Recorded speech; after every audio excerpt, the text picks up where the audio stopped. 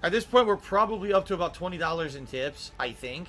But in reality, and here's the other thing, guys, and I talked about this before, and I'll say it again. People who actually support me understand that when you tip a dollar, it doesn't really help that much, because when you tip a dollar, PayPal takes 30 to 40 cents out of that. So every dollar tipped, I get like 60 cents. So the difference here is, oh, I want to support Phil tonight, so I'm going to, tip him. I was going to do $5 tips. I'll do a $5 tip because I know they take one fee versus, oh, I'm just going to keep tipping a dollar so Phil has to keep saying stupid shit on his stream. And I know he doesn't get much money, but I still get my shout out. You see what I mean? That's what annoys me one of the most, is that tonight was literally a night of most people were just here to troll, and that pisses me off. Because there's really chill streams we have. We have really fun streams with Blackout that haven't been like this. Bet.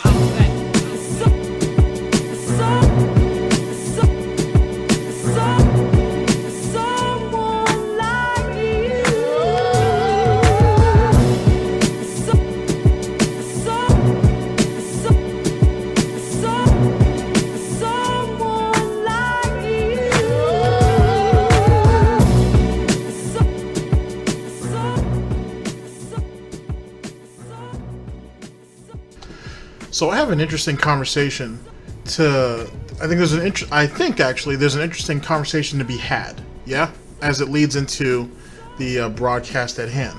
So there has been some question for a while, to be honest, as it pertains to the art of trolling, in the aspect of using finances to troll Phil on his platform, which is obviously twitch.tv. Now, here's how the argument works. If you're looking to get a hot take out of Phil, if you're looking for just gold dust, if you're looking for just the juicy bacon bits, the argument is that it can be done without using money. Now, once you branch out from trying to get hot takes, it branches off into, do you use money or do you use wit? And there is an argument on both sides that branches out a little further, but let's go ahead and just hit both of those conditions. So hot takes, we go ahead and use a little bit of finances? Is a dollar or two really a bad thing to get Phil to either admit to something he's lied about in the past, given a hot take on a detractor, or go ahead and spurg out on somebody else? And then there's the art or the argument of just using your wit. Make sure that the question is at DarkSydePhil directly, or they call me DSP, or however it's on his Twitch name is, and working it in such a way to where Phil initially sees the question as something non-threatening to himself, and in such a way that he can spin it to make himself to giving a hot take without making himself look like a complete and total asshole. So once you get into, so that's the two branching arcs for that. And then you have, I think, what has always been the overall belief that you shouldn't give Phil money to troll him. One reason is, if you guys have been keeping up with QE Farms for over the last year or two, I think someone had basically done some estimates, because like I said, you got people over there who break down his finances on a monthly basis, and I think they said that the trolls and hater cheers makes up like 10% of what Phil brings in. Now granted, I think it's also fair to say that how much of that is charged back and so on and so forth, which we don't know. So leaning towards, I should say, their equation, we'll just stick with the 10%.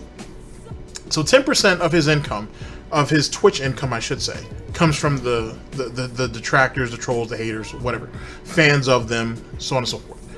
Now, I guess the question is 10% a small price to pay to give you as the audience all the entertainment value, the hours of entertainment that comes out of that, and on top of that, another means of supporting your detractors? Now, as you guys know, a lot of detractors do monetize their stuff, but some of them don't. So a lot of people who end up going over that, they don't get paid through YouTube or through Google AdSense. A lot of that is for the restreamers like Tevin, LSB, and maybe Dark Dave Mirrors. You would end up just donating through Streamlabs or whatever the case may be. So I guess my question to you is 10% too much? Is 10% right where it needs to be? Do you guys actually want to lean towards the argument that, fuck that, don't give Phil shit, because he isn't that smart, and, you know, just think out the questions a little better? I think that's one of the general consensus that is going on right now. If you're on Kiwi Farms, and if you have been, you can just go through some of the pages of the forums. There's some great reads in there. You'll see the argument come up. Now, here's the part that I'd like to kind of ask you guys. Who do you blame for that? Now, honestly, I don't think you can blame anybody. Whatever someone decides to do with their money is what they decide to do with it. So I don't think you can lay that at a restreamer or even a detractor's feet that people in their audience or trolls decide to go out there and do that. But then again, that's my own personal opinion, because at the end of the day, you can't control what someone else does with their money. Now, the question is, do you feel that some of these people actually are conditioning people in their audience to go out there and do it? That's a different question in itself, but even then I would have to say that's not the case. Tevin has said plenty of times that he's not one to do that. LSB has done it as well. Plenty of people on Twitter haven't.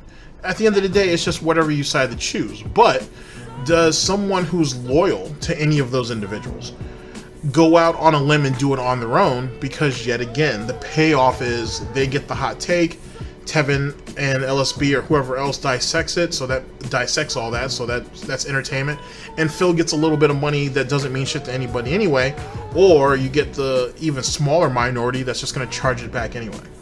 So that's just something I wanted to run by you guys, because I felt like it's an interesting topic. I don't think it's as serious. I don't think it's an extremely serious topic yet. The amount of money is at 10%. Some people say it's probably more conservative to say it's at 15%. If the number starts to grow, then you have a bit of a problem, depending on what you want out of Phil's downfall. Do we keep funding Phil so we can keep laughing at him, or do we go by the narrative that I've pushed here, for example, that you give him enough rope and he'll hang himself? Is it fair to let Phil keep limping along for our own personal entertainment, or should we just take him out back and should we just, you know, do him in, or let himself be done in?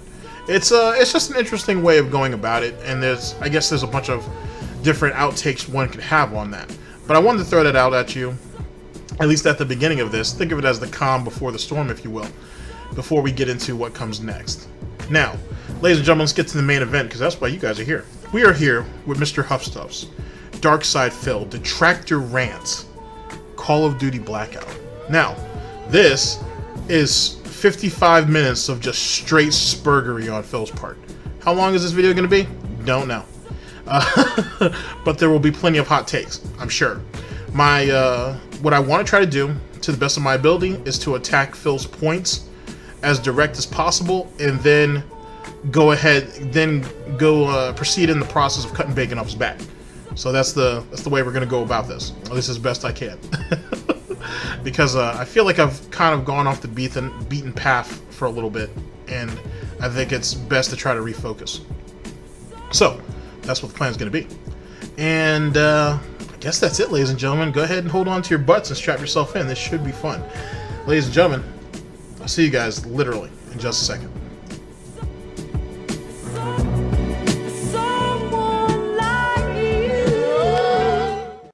Back.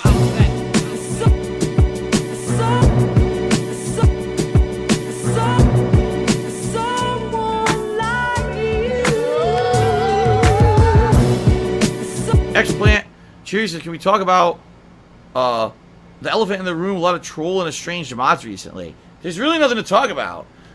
Phil, there's always something to talk about, ladies and gentlemen. We're here at one of our favorites, Mrhuth Stuff's DarkSydePhil, Detractor Rant, Call of Duty Blackout.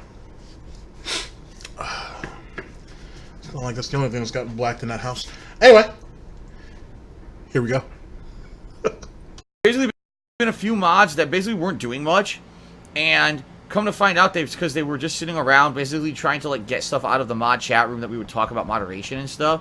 They weren't actually like trying to help with moderation.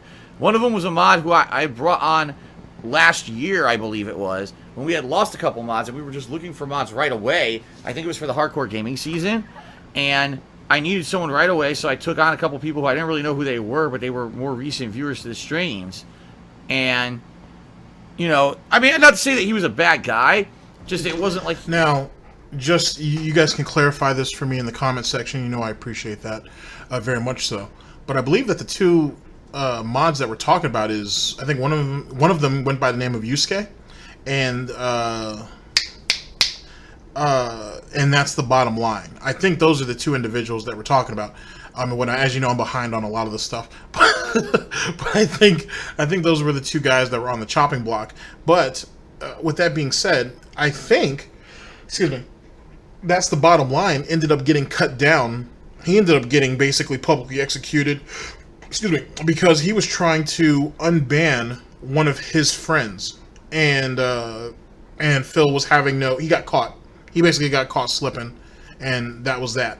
Now, granted, that could be a completely different subject altogether, and if this is, if one of the parties involved is Yusuke, he probably got cut down with somebody else. I don't know. Those guys kind of roll over every once in a while, and no matter what, most of them usually go back, so, you know, it's hard to keep track, I suppose. Here we go.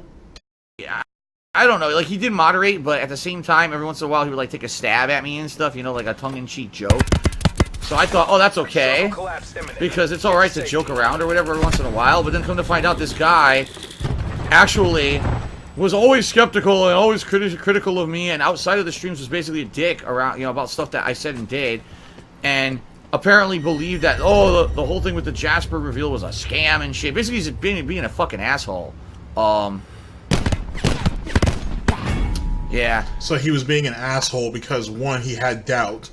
Two, he wasn't a mindless drone, or he wasn't fully under the psychosis, pignosis, if you will, to fall in line. So basically, we don't want any free thinkers over there, ladies and gentlemen. As a lot of you already know. Get in line and shut the hell up. And be compliant. That's basically all he wants. Well, that's not a fan base, that is a cult. And with that being said, that's not very useful if you're going to have just a bunch of yes men and women over there. Because there's no free thought. There is no room for any expansive thought at all. There's no problem solving there. It's just go along with whatever Phil says, and if things go wrong, Phil blames us and we just take it and say we're sorry. And give him more money. Seems kind of strange. It seems very disturbing, to say the very least. He talks about the detractors, but look at what he has going on over here. If no one's perfect, right? And I've said this plenty of times. So with that being said, you need feedback, to be honest with you. Feedback is what keeps you sharp, and it helps you strive to become better. Looking at Phil's current condition, his current situation, he's at the bottom of the goddamn barrel when it comes to Twitch. Every once in a while, they may throw him a couple scraps here or there, but overall, he doesn't get promoted, he doesn't get advertised, he's just a turd floating in the wind. Movie reference there. So, you're not in the best position. You're not even in a good position. If you're dependent on, as we spoke about earlier, you know, basically making up lies so people can give you money, you're consistent and constant panhandling / begging, and the 10%, maybe even 15% that comes from the detractors. That's not a very good look at all. And that's not sustainable at all. So where are we going to go from here? Or where are we going to go from here? And every suggestion that's given to him to, oh, maybe you should consider getting a job, he can't do that, and he can't stream. Okay, well, this is what you should do to better your stream. Oh, well, that works with other people. That doesn't work for me. I don't want to do that. I like the way my streams are now. Because if that was the case, you wouldn't be here. Then when people start to leave, where's everybody going? Why is everybody leaving me? What did I do wrong? I did nothing wrong. I did everything correct. That's what happens when you live in your personal bubble. And when you have enablers that are willing to let you continue to do so. So, yeah. When you see and hear things like this, I think the 10% that are given by the detractors is a moot point. But I think it's something that should be brought up for conversation's sake. Here we go. I don't know I wasn't going to get that guy. So, you know, after finally finding all this out, the reason I found out is because he unbanned someone during a stream who'd been banned for like months, who I personally had said could never be unbanned, and he just unbanned it during a live stream. I'm like, what the hell are you doing? Wait, okay, so I am right. That is, that's the bottom line. The bottom line is, or that's the bottom line is, whatever. Now, question: didn't Phil just give a line of clemency recently to all trolls and detractors on his stream? So why? I can't think of the name of the guy who that's the bottom line was trying to petition for. But shouldn't have he been granted clemency with the rest of them? To be honest, I don't know, Scooby. I don't know. We should, that should be brought up, because I do distinctly remember him offering clemency to everybody not too long ago. And so why wasn't this person given that? If you're willing to let everything go and let all the shit kind of float down shit's creek. You know what I mean? Here we go. Like 20 lies about it to try to cover it up, and then come to find out the guy was basically a dickhead, and behind the scenes he was saying all kinds of nasty stuff about me and stuff, so I got rid of him. So then, yeah, basically there's been a few other things going on. Some guy just got banned recently for basically being an asshole in the stream chat or something. I don't even know, because I don't even know if I was the one who banned him. I don't even know the whole situation. But I guess a mod was trying to protect him or whatever, and then come to find out this mod was like friends with this detractor, had been on his podcast before, and then in reality this mod wasn't really modding anymore. This was a guy who had modded over 2 years ago. If I remember correctly, it was during when I was playing Ultra Street Fighter 2 on the Switch like 2 years ago, and he was around to like moderate around then, but he hadn't actually like been modding actively for over a year. And he would come back every once in a while, and come to find out he was probably, again, just sitting around in the mod chat just to get inside info that we would talk about bans and unbans and stuff in behind the scenes. You know, it sucks that this happened. Now, that kind of just confirms what people have already been saying about the whole inner circle, and then the whole Gestapo nonsense that goes along with it. Even if it's those same tactics are used against Phil. But here's one of the points that I thought that was kind of interesting. Phil has said on a number of occasions that he doesn't care what you do outside of his streams as long as it doesn't affect his streams, yeah? Okay? If you want to watch other streamers or watch other YouTubers or whatever, it doesn't matter as long as you don't bring any drama back to him. Okay, fair enough. So, come to find out, whoever this particular mod is cool with a detractor and has been on his podcast. Well, who cares? What's the big deal? As long as it doesn't it doesn't screw up with the inner sanctum, which is, you know, inner Goutopia, you know what I'm saying? The little fucking, the fluff ball situation that is, then who gives a shit about what that person's doing outside of that? You know what I'm saying? Outside of that bubble. Excuse me. And if he was on a detractor's podcast, obviously whatever he said on that podcast didn't bother you very much, because you let that slide up until recently. So yet again, it's not a big deal. So why are you making it a big deal? And yet again, he's also said that he doesn't care what people do. He doesn't micromanage or none of this bullshit. But look at how look at the amount of tabs that he's keeping on individuals, especially, ladies and gentlemen, an individual who doesn't even come around that often, who kind of just pops in and out, and yet he has most of this individual's movements down to a T. Just something to think about. But, you know, when you have volunteer mods, that's what happens. You know what I mean? Like, I have some mods that have been around for a long time, and I trust them inherently because they've been around for so long. They've helped me out many different ways, whether it was not only moderating, but co-op gameplay, providing emotes and stuff. And those guys I know, those are my go-to guys if we need something serious to talk about, you know, or some serious help with stuff. You know, those are the guys you can rely on. But there's some people who are just mods that come in every once in a while to help out, and then they disappear, you know, and it's like, where did they go? And the next thing you know, oh, they really... What do you mean, where do they go? They have lives, they have things that they have to do, and more importantly, Phil will never do this. But for some streamers on YouTube and Twitch, respectfully, they actually compensate their mods. Now, I won't put any names out there, but there is one streamer that I've been watching rather recently who has a very, very interesting way of compensating. she chooses 2 of the big days where donations come in. She has about, I think she has like maybe 6 or 7 mods. And they rotate days, so they have like a system all lined up amongst themselves. At least, as I was asking in the chat, that's what they were telling me. And on the 2 biggest days of the week, she splits the proceeds with them.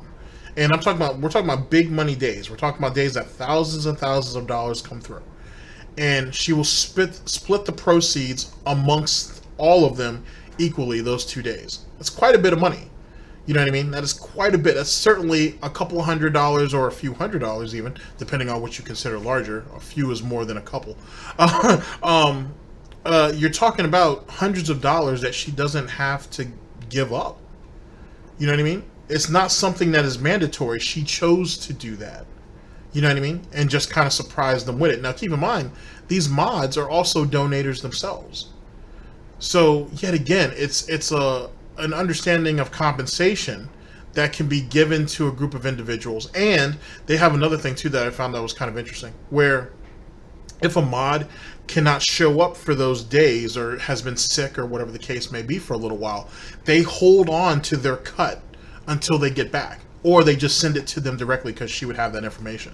So it's not even like they're just kind of paid employees, but if you will, they're actually active investors, which is what you are as a mod. You're investing your time and sometimes money into the streamer, and this streamer felt the need to, well, there should be some payoff for that.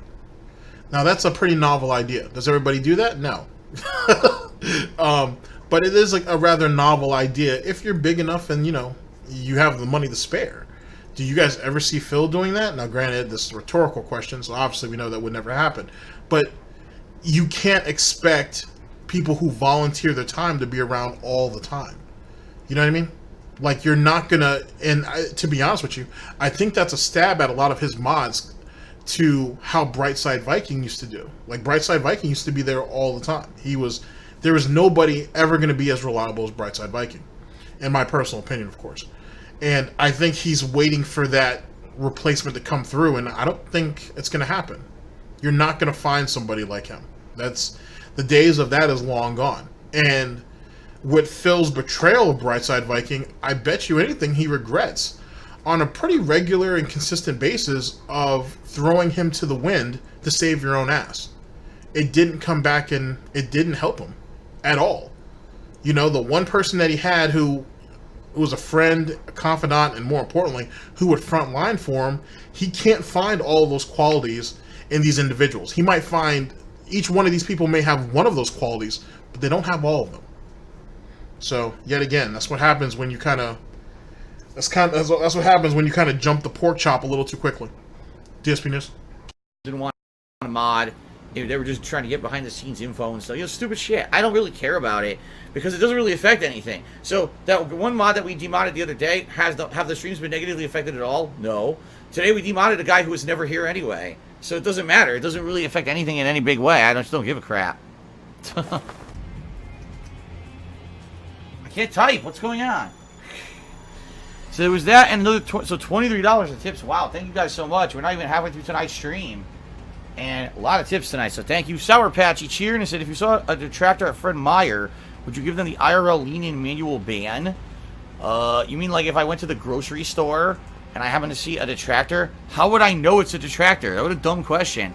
If I'm at a grocery store or a mall, how would I know that someone's a detractor? What a stupid question. Poopster cheered and said, I'm just glad Jasper is responsible and loving owners. Well, thank you, Poopster, for that. I appreciate that sentiment because, we care for him. We love him very much. We want him to have a happy life here with us. And, let me cut in while he's taking a sip, sleazy asshole. It's, one, Phil, the detractor the individual, I should say, could come up to you and just tell you that, hey, I'm a detractor. They could do that. Now, granted, I think Phil would personally shake. That's just me. I think he would shake to anybody approaching him, to be honest. But I think he would personally shake. But then again, any detractor who is bold enough to do so is obviously not going to harm you. You know what I mean?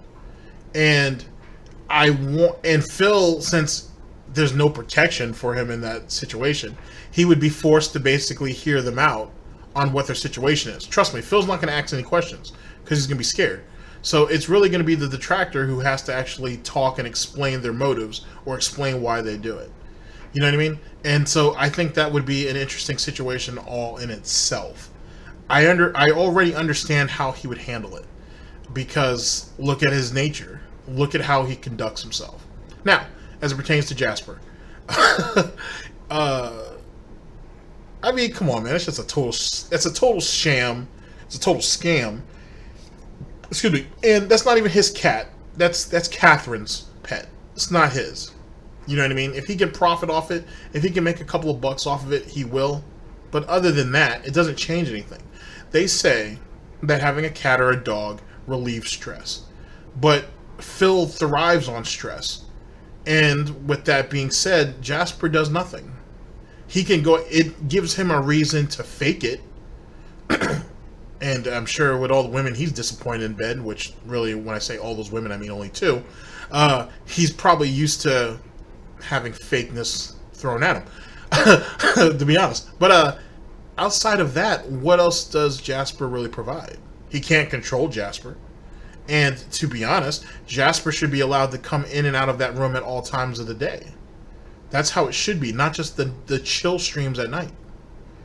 Which, yet again, with those parameters in place, you can't tell me that that wasn't a paywall type slash cash grab type situation. But just my personal opinion. You know, that's why we got, first of all, that's why we got an older cat and not a kitten, because the older a cat is, it's harder to get adopted. And knowing that he was at around a year and a half to 2.5 years old, they didn't exactly know. But knowing that Wait, he was what? I thought the original story was he was a year and a half old. He was like a year and a half when you got him. Now we're changing the narrative, and he's 2.5 years old at the time that you got him, which means, and Jasper's been there for a year.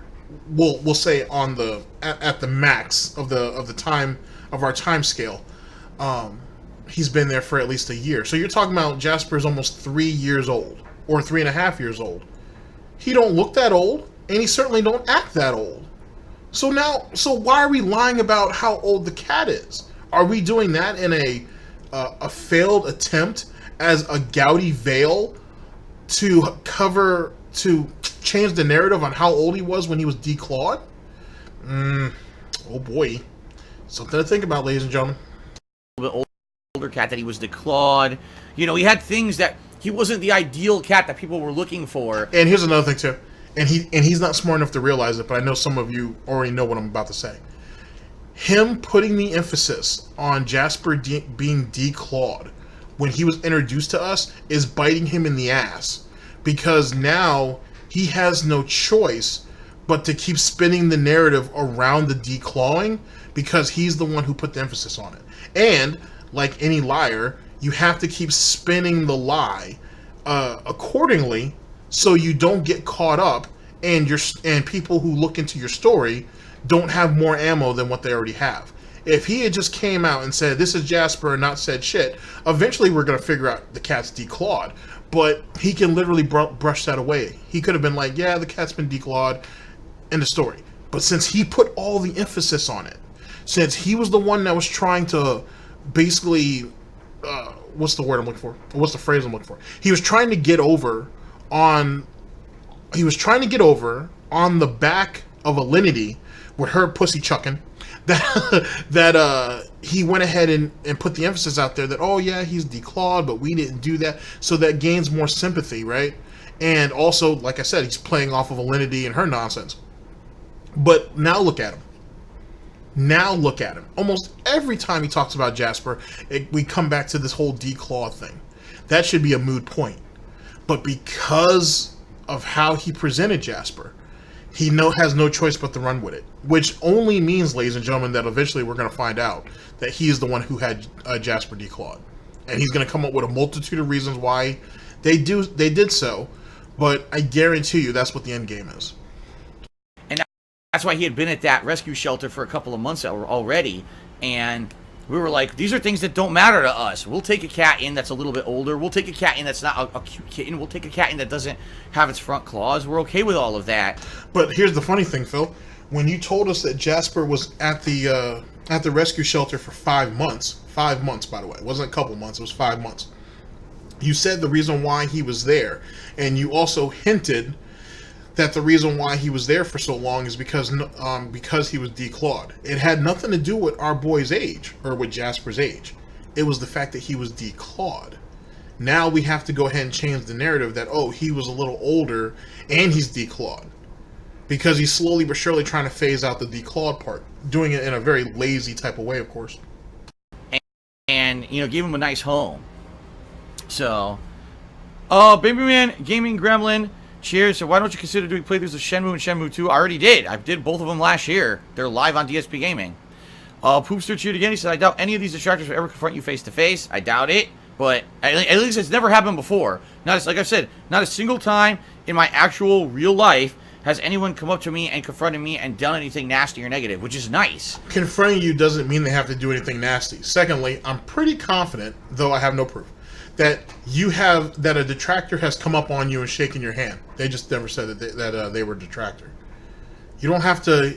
It doesn't have to be a violent circumstance to confront somebody, or to even just come up on somebody. So let's think about that very, very clearly. As in, not have the guts. You're deluding yourself. You're deluding yourself. I'd walk up on Phil all day. I'd walk up on him all day. Hey, Phil, how you doing? How's Panda? What's he gonna say? I could easily be a fan who's just like, hey, how's Panda doing? When's the last time you talked to her? And then he makes of that what he will. I mean, granted, as I said before, he'd probably be scared. But what else are you gonna have? No one's gonna go run up on this guy and beat him up. It's not worth it. It's funnier. It's funnier, and it's much more entertaining, I think, to watch Phil squirm than to inflict any type of damage on him, in my personal opinion. Most people who come up to me, they say, hey, Phil, are you DarkSydePhil? Yes. Oh, cool, good to meet you. They'll just shake my hand. Someone like, oh, can I get a picture? Sure, why not? I don't care. Or if they're like an actual fan, can you sign something for me? Sure, why not? And that's Wait a second. So they'll walk up to you, shake your hand, can I ask for a picture? If they're an actual fan, they'll want your autograph. Is not asking for your picture not good enough? Or a picture with you, I should say, not good enough? Is them shaking your hand not good enough? I don't know, Phil. That's a strange one. I mean, I know, Phil, that your autograph is worth more than anything that Tevin will do in his whole entire life. I've heard such nonsense spouted before, but really? Really, Phil, your signature? All right, buddy. About it. That's the extent of the interaction that we get. So, let's see here. Johnny Skidmarks Cheers said, do you think the trolls overanalyze your videos and that's why you don't vlog around your house anymore? I mean, there's a couple reasons. The first reason I don't do many vlogs anymore like that is because you're right, people. What people would do is literally create defamatory videos and or slander about me based on stuff in the video. They would take something that's like out of reference in a video and make it like, okay, here's a perfect example. So one of my videos from years ago, I had a coffee maker, all right, sitting in my kitchen here, and these idiots actually made a video. I'm not kidding you. Do you see the coffee maker that Phil has? Do you realize that how expensive that coffee maker is? So he says that that he's not doing well. He needs money with contributions during streams. But if that were the case, there's no way he would have that coffee maker. And it's like, what? Like, it's so insane what they're saying. Because like the coffee maker that I have, first of all, how do you know when I even bought that fucking coffee maker? I could have had that coffee maker forever. In that case, that actually was the case. That's a coffee maker that I owned for like 5-6 years since when I lived in Connecticut, and I bought it when I lived in Connecticut when I was making a ton. Now, if I remember correctly, this has been debunked. I think LSB did when he did his stream going over this live, they actually debunked this. Because the coffee maker that was originally at his condo in Connecticut looks nothing like the Curator. I think that's the brand, something along those lines. It's not the same. It's not the same make and model, or at least model, if you will, of coffee maker that he owns now, which is the one that him and Panda had, and the one that he still currently has, and the one that he made his infamous ramen noodles with, and then tried to eat the noodles with a spoon, which is by far one of the dumbest things the dumbest thing that Phil's done. Absolutely amazing. Either which way, That's what we're talking about there. Now, keep in mind, ladies and gentlemen, to play off of that initial point about how he needs money, but yet he has a brand new coffee maker, let's go back to when KO Gaming was established. And one of the most successful videos on there, which is his Red Dead Revolution, Hateful Truth. So Phil had talked about money being tight and so on and so forth. That video blows up to, if you want to call it that, to, I don't know, it had like 900,000 views or some silly shit on that. And then he goes on a staycation for 4 days. As you know, for any of you guys who are DSP lore connoisseurs, you know that SOK ended up going over that video, and they spent an enormous amount of money for no fucking reason. They were about a half hour away from home. They could have still gone to all the different spots and just go home. You know what I'm saying? They didn't have to get a room to do all those things. It wasn't that much of a hassle. But Phil wanted to go ahead and bask in his success, believing that everything from there on out was just going to be, hit the roof. And that he was going to bank heavy off KO Gaming, and it didn't. The reason why is because he had nothing to follow up that success. When you have a successful video like that, you want to try to keep the momentum going, and he didn't do that. Instead, he took a 4-day vacation. He fucked himself, basically. And the fact that he was talking during that time period, Phil was talking about how money was kind of tight and this, that, and the third. It seemed hypocritical that him and Panda could go on a 4-day staycation. So, just to kind of reinforce the argument, if you will. Money on YouTube, right? So they see this video from like 2-3 years ago when I'm living here in Washington, and I'm like, okay, I'm a live streamer now. I need contributions via streams. Like, he doesn't need contributions. He can afford a $300 coffee maker.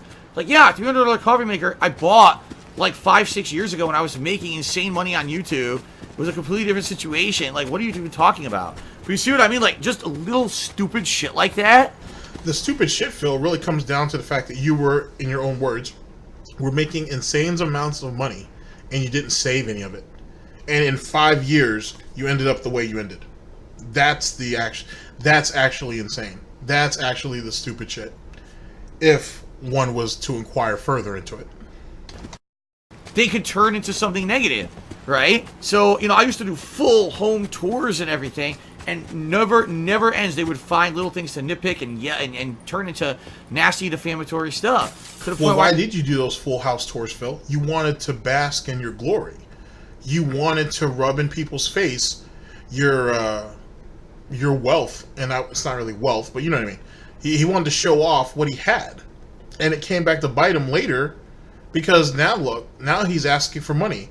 Now he's asking for views. Now he's asking for people. We know for sure that he had people contributing to him behind the scenes. It seems a bit hypocritical. That's what it comes down to. And, ladies and gentlemen, I wanted to throw this out at you. If his home has not changed too much from how it was when Panda left, for example, why won't he do an updated house tour? Oh, well, nothing's really changed, so it's no big deal. Okay, fair enough. Nothing's changed. It's no big deal. Then why are you so paranoid? Let me reword this. Why are you so paranoid about people microanalyzing a home that we've already seen? And if nothing has changed, if you haven't purchased anything new, we've seen Kat's room. Outside of, I think she has a different desk. She has a different desk than what Panda had, if I remember correctly. Which I don't know why that is. He should have just kept that desk, but whatever. Maybe Kat doesn't like hand-me-downs.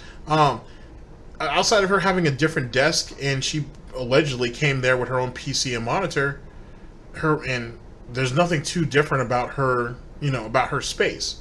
But I think it's a common sense type situation that since Kat has been there, she has wanted to make that home hers, not the other woman's. So of course he's purchased stuff. Of course things have changed. Of course things are probably a little bit more, I wouldn't say extravagant, but let's just say money has been spent. And that's what he wants to hide. Because if he had nothing to hide, he would just go ahead and show. He would just go ahead and reveal his cards. No one's pressuring him into it. He's kind of doing it on his own. He's doing it on his own. He's making it a big deal because he wants to make it a big deal. Just saying. And coming from someone who lies as much as Phil does, it only makes sense. He's playing into his own paranoia, if you think about it. I got fed up. What am I doing this for anymore, you know? And then, I'll be very honest, when, you know, Kat became a part of my life, and we decided that we wanted to live together and eventually get married and all of that, we talked about this. And I was like, you know, being very honest with you, my previous life, I was very open with my viewers about absolutely everything. And quite frankly, I think it kind of bit me in the ass because so many people have used personal information against me to hurt me that, you know, I think it would benefit us to keep stuff private rather than have any of this kind of stuff be public, because the more that we share, the more people can twist that to hurt us. And if there weren't a group of people out there that were so intent on hurting me and my family. Now, let's go back, ladies and gentlemen, to right before Kat showed up. And as you guys know, Kat showed up February of 2018, I believe, is when she showed up. People told him on both sides of this conflict. It's not really a conflict, but we'll call it a conflict for right now. On both sides of this conflict, to not reveal what Kat looks like. Don't do it. Leave it be, and just let speculation run wild. And Phil said, "Oh, I know what we're doing. It's no big deal. Yada yada yada. As soon as she's here, she'll be safe because it'll be here, both of us here together. Yada yada yada." There's nothing to find because she never had any social media presence before she ended up getting here, so there's nothing to worry about. This idiot, like 20 minutes after this woman touches down, he puts pictures of her on Instagram. Not even 20 minutes. I mean, as soon as he got her to the house, he started putting pictures of them together up on Instagram. Within 15 or 20 minutes, Kiwi Farms and Twitter had basically what her online personality was. They found Instagram, they found YouTube, and they found Twitch. Just that easy. That's how people found her out as Chaos Realm. Now, yet again, he did that on his own. He chose to do that. That's one, and to only compliment that sentiment, I should say, is later on down the line, he tried to sell his fan base on the idea of a cooking show, what would be a monthly cooking show with him and Kat, with Kat making certain types of items and food stuff and whatever the case may be, right? It would almost be like, it was really nothing more than just a rehash of the Panda cooking videos. It was going to be the same shit. He just said that they were going to cook it together, but we all know that wasn't going to happen. And he couldn't, and it failed. The reason why it failed is because he couldn't sell his fan base on the idea, because they were more concerned about protecting her image and her well-being more than he was. But now he's going to sit here and tell you that the reason why we don't do house tours is because, you know, we don't want to expose all the aspects of our lives because people will use it to hurt him, when he tried to sell them on the idea not long after she touched down. He was looking for every possible way to monetize Catherine. From the in real life streams, you guys remember that? There was only like 2 or 3 of those. And then that fell apart after, and honestly, actually, let me correct that. To be honest with you, the in real life streams, or the IRL streams, those actually failed before the Halloween stream of 2018, to be honest. You know, the infamous "it's Tevin's fault." Those streams were pretty much dead after the second or third one they did. It was just, it's very obvious that they walked in there with a particular narrative.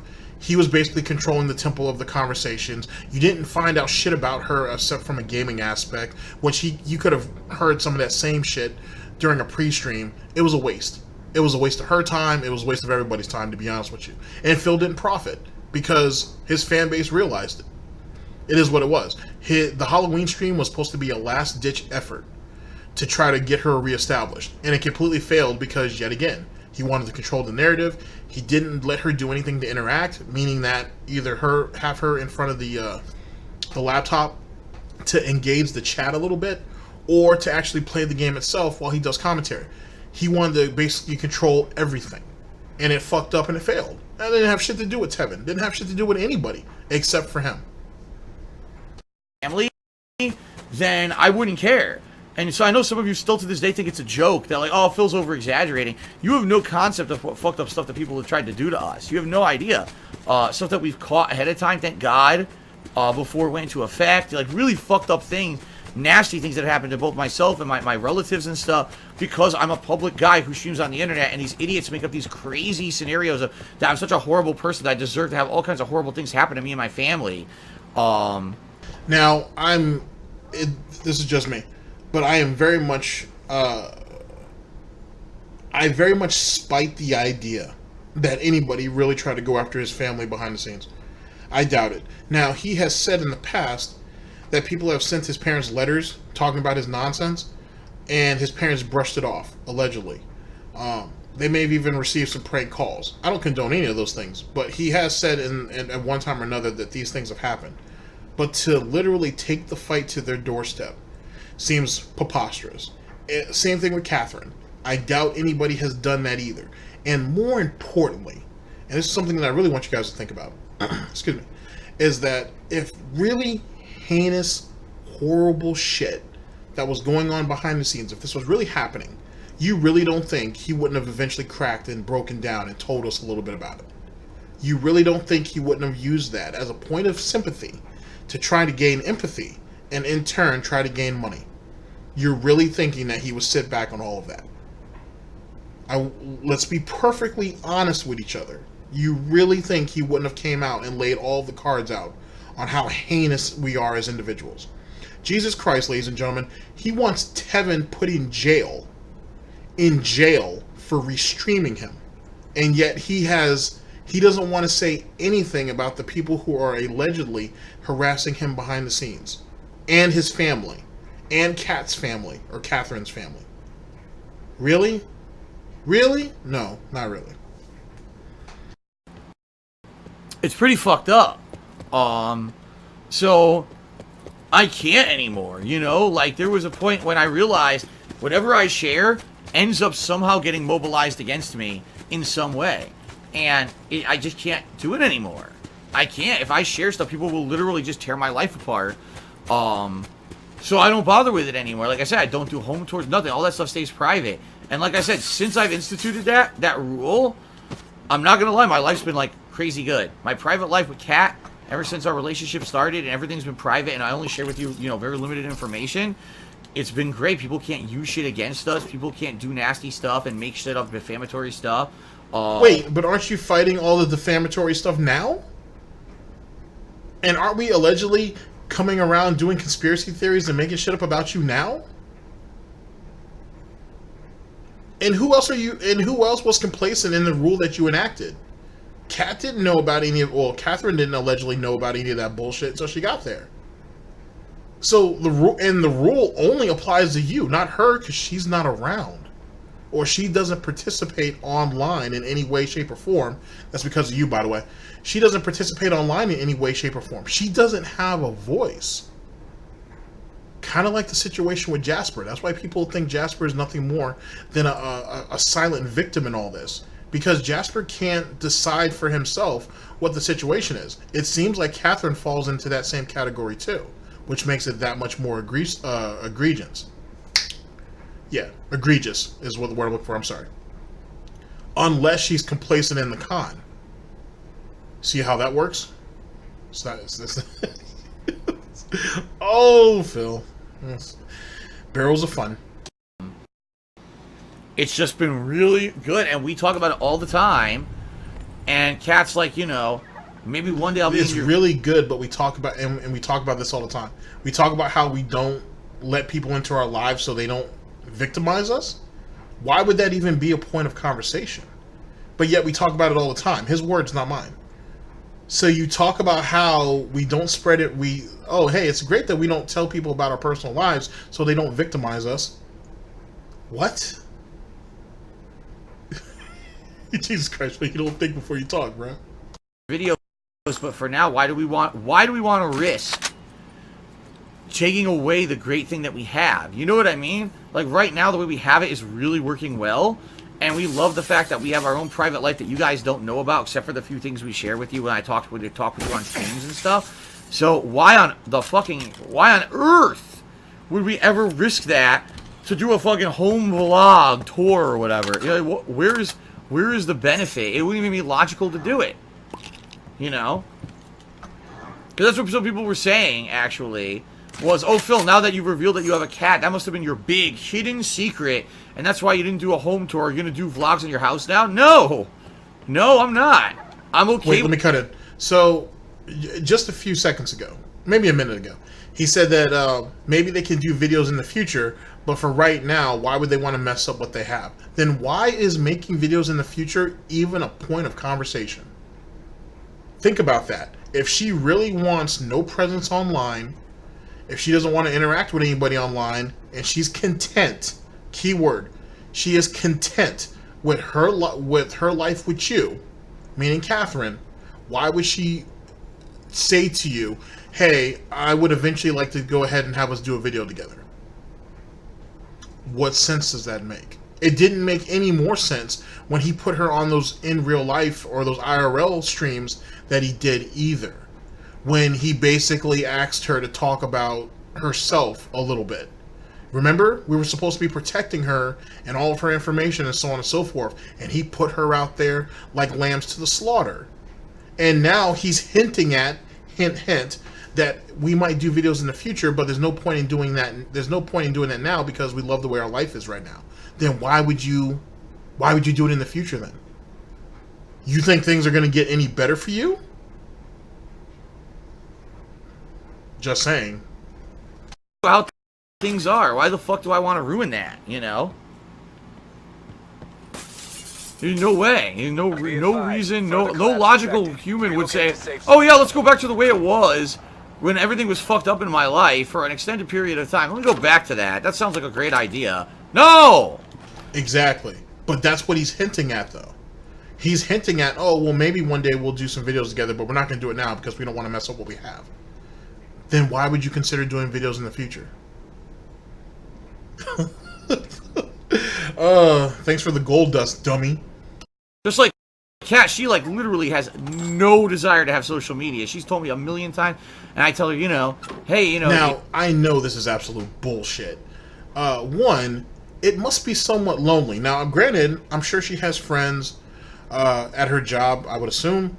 She has Jim, obviously, as well as some other fashions that help distract her. But imagine an individual who, I wouldn't have said she was a social butterfly, but she seemed to enjoy streaming. She had a YouTube channel, so she wanted to put that out there.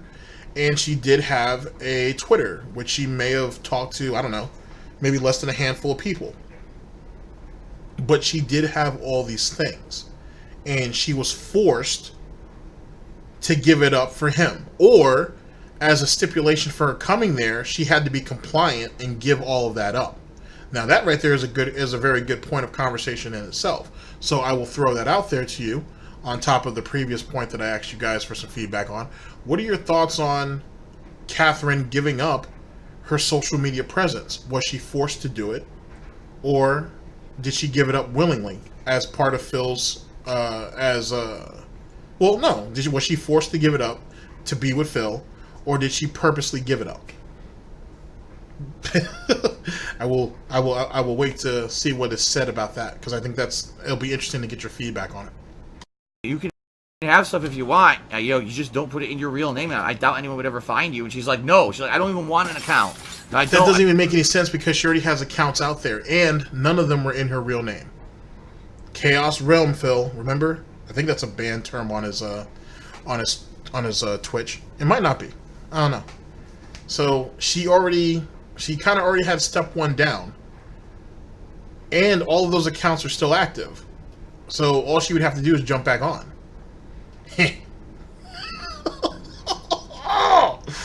Oh, the metaphors are coming out today. I don't want to risk it. No chance of any kind of, stuff happening to us because our life is good and we don't want to chance that. So I respect her wishes. That's why she doesn't want to be on my streams, and that's cool. That's cool with me, and how is it respecting her wishes when you were the one who initiated the rules? Remember, didn't you just say that? Now it was her wishes. Come on, Phil, keep the story together, pumpkin. Keep the story together. I want to say thanks to those of you who do respect that too. I understand that some of you are disappointed with the fact that I don't share much, if at all, of my private life anymore. You know, Jasper was like a big thing. Jasper was a huge exception that I would share something like that with you. And by the way, like I said, Jasper I had for a while before I even revealed him to you guys that I had a cat. We're gonna use that as our cutoff point, ladies and gentlemen. How pointless is your life that you revealing that you have a cat is a big thing? What are we gonna do? Dox the cat? What are we going to do? We're gonna break into Phil's house and steal Jasper and hold him at ransom? No snorting for a week? Send all of your beat up and broken electronics to such and such address. Hey, your gaming collection, you're gonna mail it here.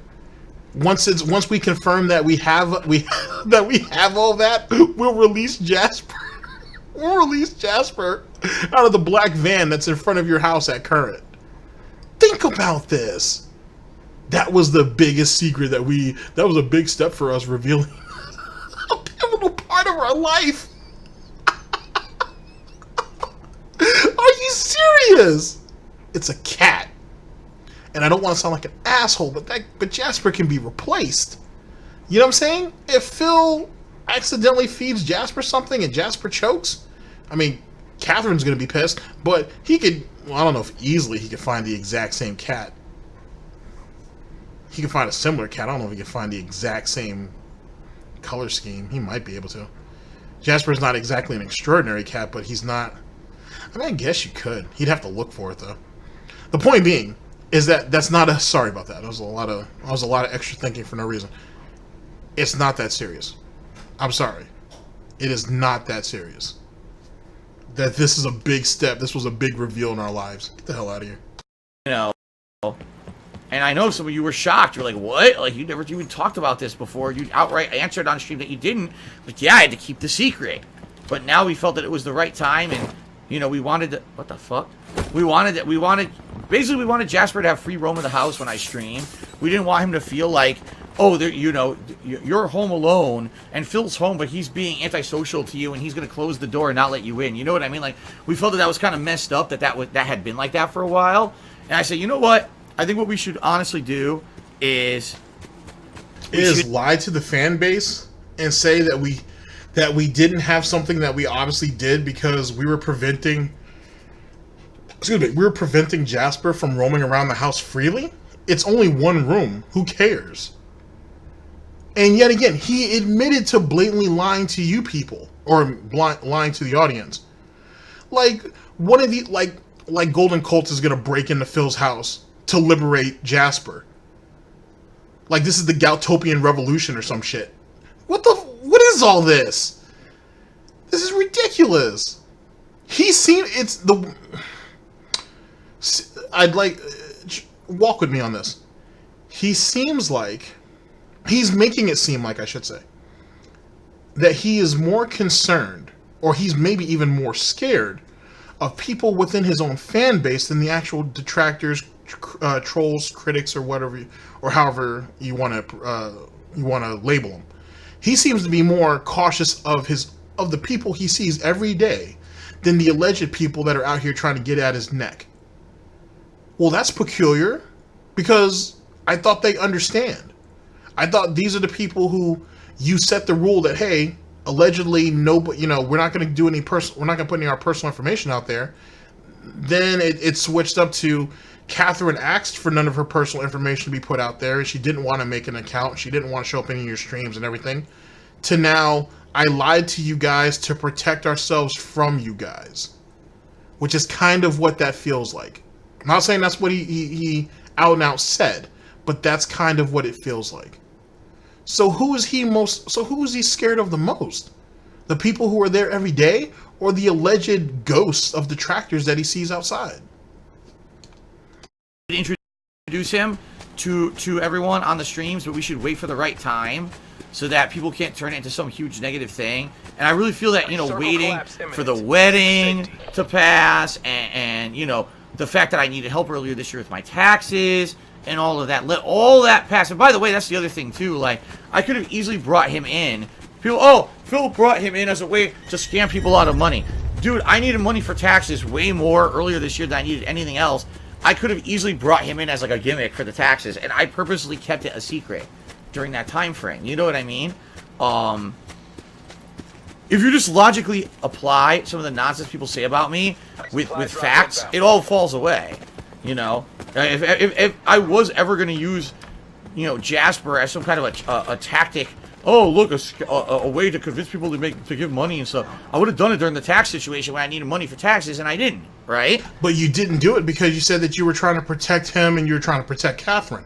Now I think about it, you said it yourself, excuse me, that the only reason why you basically revealed Jasper when you did is because it was at a time when you really need the money and you really wanted to have the support, and you also wanted, he implied that he wanted to kind of have a positive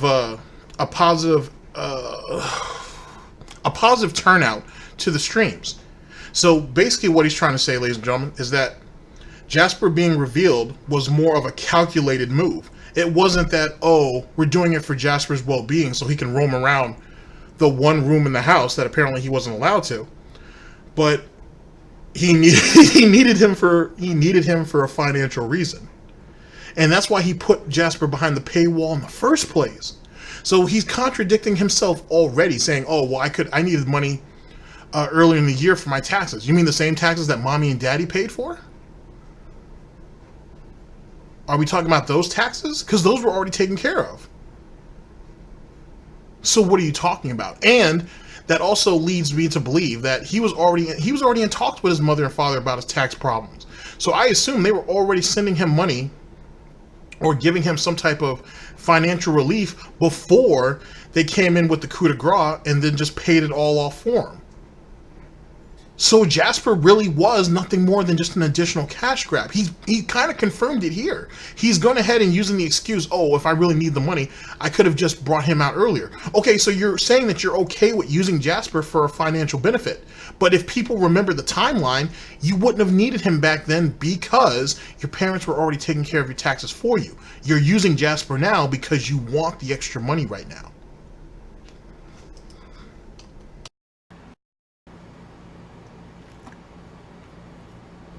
So, all that being said, you know, yes, honestly, the reason I'm not going to do a home tour video, walk around my house and show you things in my house, is because undoubtedly, those fucked up people will find things in the house, spin it with conspiracy theory craziness like they always do, and turn it into, this is why Phil is bad, this is why Phil lied about this is why Phil doesn't need money, this is why Phil lies about this. There's no point, you know? And for what benefit? Like I said, I'm not a YouTube content creator anymore. I don't need to have a vlogging channel with content on it. I put out more than enough content on daily live streams for you guys that all that content was phased out. I don't do the weekend preview. Now, granted, he's being a real bitch about this. He could have an in real life stream, ladies and gentlemen. He's done it before, where he kind of goes around the house and show how they be living. Right? And then the video goes up on YouTube later for that extra ad revenue. But the money comes from the stream because he's a full-time streamer. Why is he trying to act like, oh, I'm not going to do the video for the stream. I'm not going to do it on stream first and then go ahead and put it off on YouTube? Why are we being extra about this? Everybody knows what his MO is. I don't do DSP tries it. I don't do channel updates. I don't have a reason to walk around my house. He's considered on a couple of different occasions of doing a DSP tries it, by the way. Do a fucking vlog of my house because I have enough content to entertain you guys on a daily basis. It's not like it used to be where like, okay, you know, there's not enough to go around. Now there's so much. There's way more than enough games to play these days. You know what I mean? Like I have to skip a lot of games all the time. Wait. Okay, so you're saying that you have so much content out there that you don't need to worry about doing vlogs or so on and so forth. Fair enough. Okay, let's say that's true. He's got so much content going around, he's overflowing with it. He doesn't have to worry about extra content. All right, fair enough. Then why are we still bitching about YouTube? in ad revenue when we still have 2 other channels in the wings that still have subs and could still bring in views? That's the first thing. Second, I have so many games, there are so many games that I could play that I have to skip games. Isn't this the same idiot who says there's no good games out and there's no games to play, and that's why we have to keep going back and playing games that he's already played before? Is that not a thing? But there's so many games that can be played right now, and he's skipping games because there's so many games to be played. But yet we're playing old-ass games from playthroughs that he did 6, 7, 8 years ago. Huh. And yet again, he keeps complaining about YouTube. So, what, Phil? Are you admitting that you're putting all of your videos on a dead channel? And it's not, and that's why they're not catching any views? You still got 2 more channels. Why don't we consider using those? You're trying to hold DSP Gaming up to the pinnacle, but it ain't making no money because you keep bitching about ad revenue and how YouTube fucked everything up. Well, then use the other 2 YouTube channels you have, like KO Gaming. You remember KO Gaming, right, Phil? It has gaming in the name. You know, that supposedly blacklisted channel that when your push came to shove and DSP Gaming was down, you ran right to KO Gaming, went ahead and ads were on the videos, no problem. Which is funny because you had raffled off for like a year or maybe longer that allegedly the channel was blacklisted. And we have, yet again, we have this huge upswing in content, more content than he could ever want, but then he complains about there isn't enough games to be played. Oh, well, we have enough games. There are more than enough games. I'm skipping games because there's so many games, but they were playing old games from years and years and years ago. And it's, yet again, it's not like he doesn't have an outlet to put all this stuff on. I don't know. Narrative sounds like it's already breaking up. I can't. There's no way I can play them all. So there's no point. What's the point of me making a video like that? What purpose does it serve besides giving people who are fucking nosy an inside view of my life to spin stuff negatively? I'm not gonna do it. There's just no point. So. Relocate to safe zone. All right. Black pleather jacket tipped me $1. Yeah, and basically, yeah, I knew it. It's a moron. It's a troll, so I'm just not even gonna read it. Thanks a lot. Thanks a lot for the $1 tip, moron. Your hiring manager did a 100-bit cheer. I said, why would I believe you about anything? When you lied about being engaged, you lied about the wedding, you lied about the cat, so how can I believe anything you say? Then don't. Who cares? I'm a gameplay streamer, right? I'm a gameplay streamer. Do you like the gameplay I put out on my streams? Do you find my streams entertaining? If the answer to those is yes and you want to see it continue, then contribute. If the answer to those is no, I don't trust you as a person, I don't like you, then move on and stop watching me. It's that simple. You don't have, your hiring manager, you don't have to be here. There are 5 zillion other people on planet Earth that you can watch. If you really don't fucking trust me, move on. But the truth of the matter is, people won't. They latch on like fucking, like ticks. And they suck the blood slowly. And they do everything they can to do negative shit and just attack. And I'm just tired of it.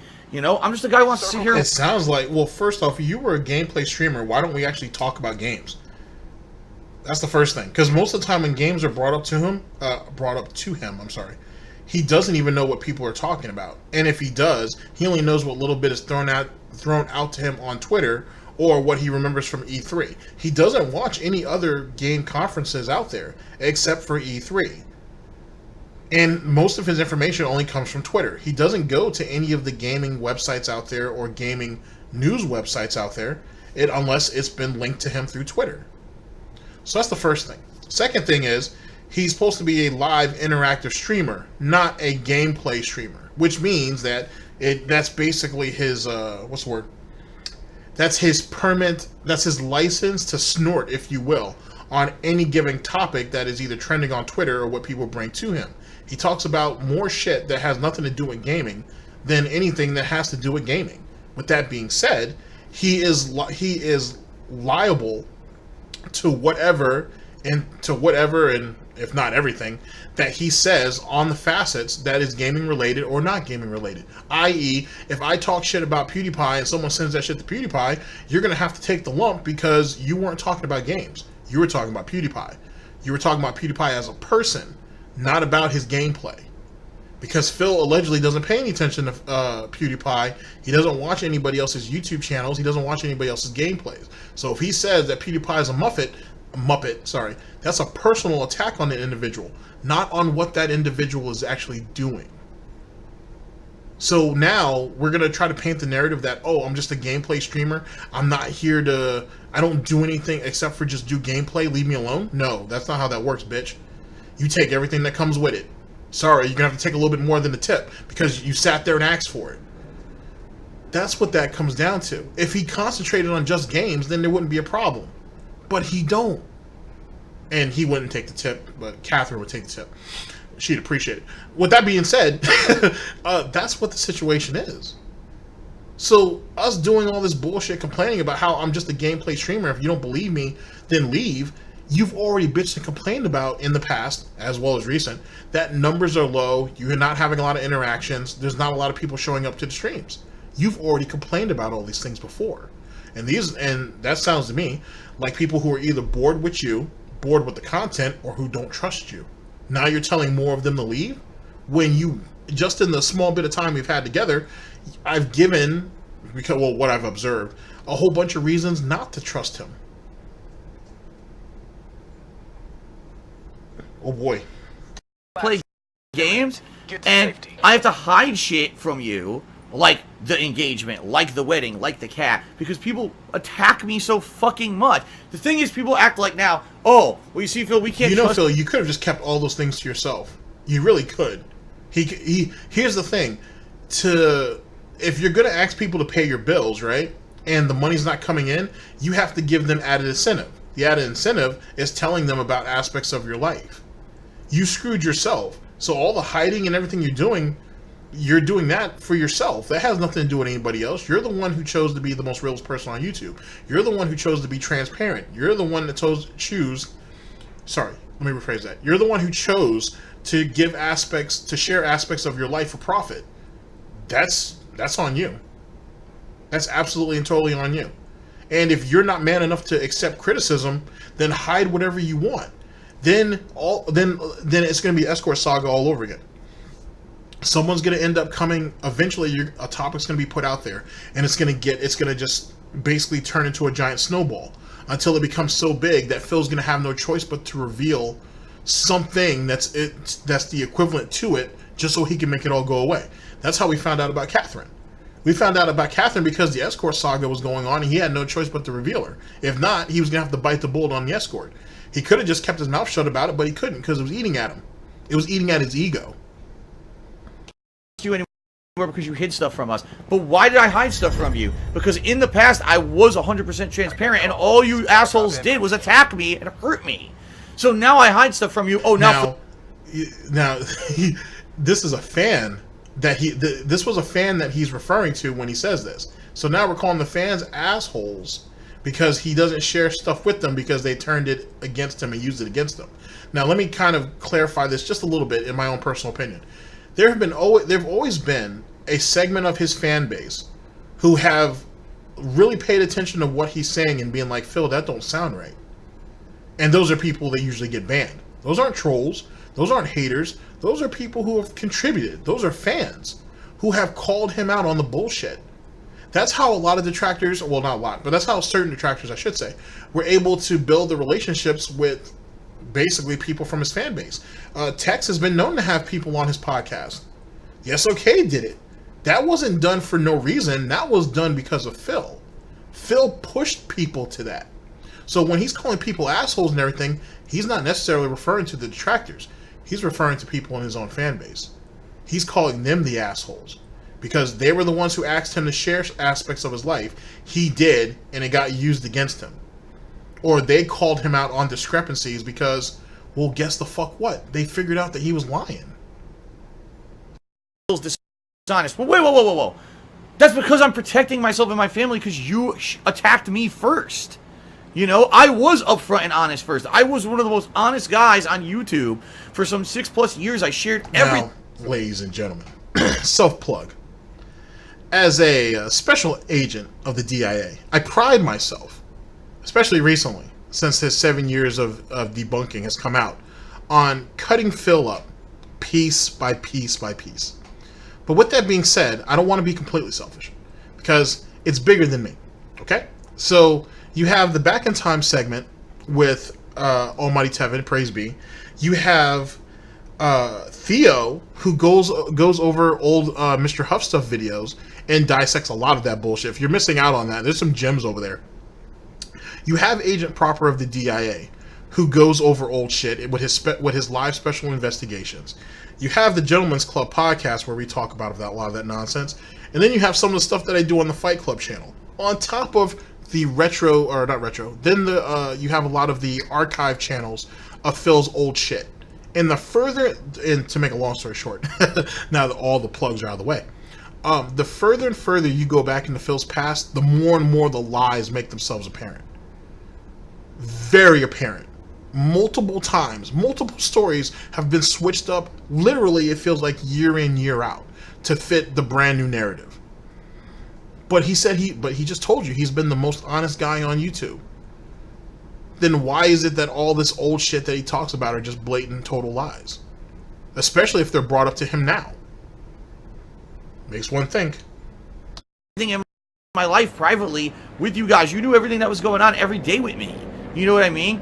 And people use that incredibly dishonestly, incredibly messed up ways to fuck my life over. So now why the fuck would I be honest and upfront about all my private shit? You're out of your mind. Is it these people have this crazy obsession? So let me ask you a question. This is another question for the audience. I'm about to get ready to have you guys just take a survey. Phil can tell you guys about his financial difficulties, yeah? And his financial situations, yeah? He can tell you about all that, no problem. Back taxes, can't pay a tax guy, has all these overdrafts on bills, late on bills by months, whatever. But he can't tell you what's being purchased in his home. Does it really sound like someone who's having a financial issue? Or does it sound like someone who has been around for 11 years and is looking and looks back and like, you know what, you guys owe me. All this shit with the detractors coming at my neck, catching me in all these lies, all of my own financial or business, all of my business moves that blew up in my goddamn face, all of these things, they were not my fault. I did nothing wrong. I did everything correct. Now you guys are going to start paying me for it. So whatever money that I should be making on YouTube, you guys are now going to compensate for it. There is no tax problems, probably. There is no overdrafts. There are no financial situations. It merely comes back down to, you guys owe me. And now you guys are going to pay what you owe. What are your thoughts on that? DSP News. Yeah, I must be 100% transparent about everything in my life. It's nuts. Like, why? Why do you even want to... What do you mean, why? You ask these people for money day in, day out. You don't think you owe them a level of honesty? You want people to go to war. You want people to watch every piece of content, every stream, every piece of content on YouTube, and contribute to you in multiple ways.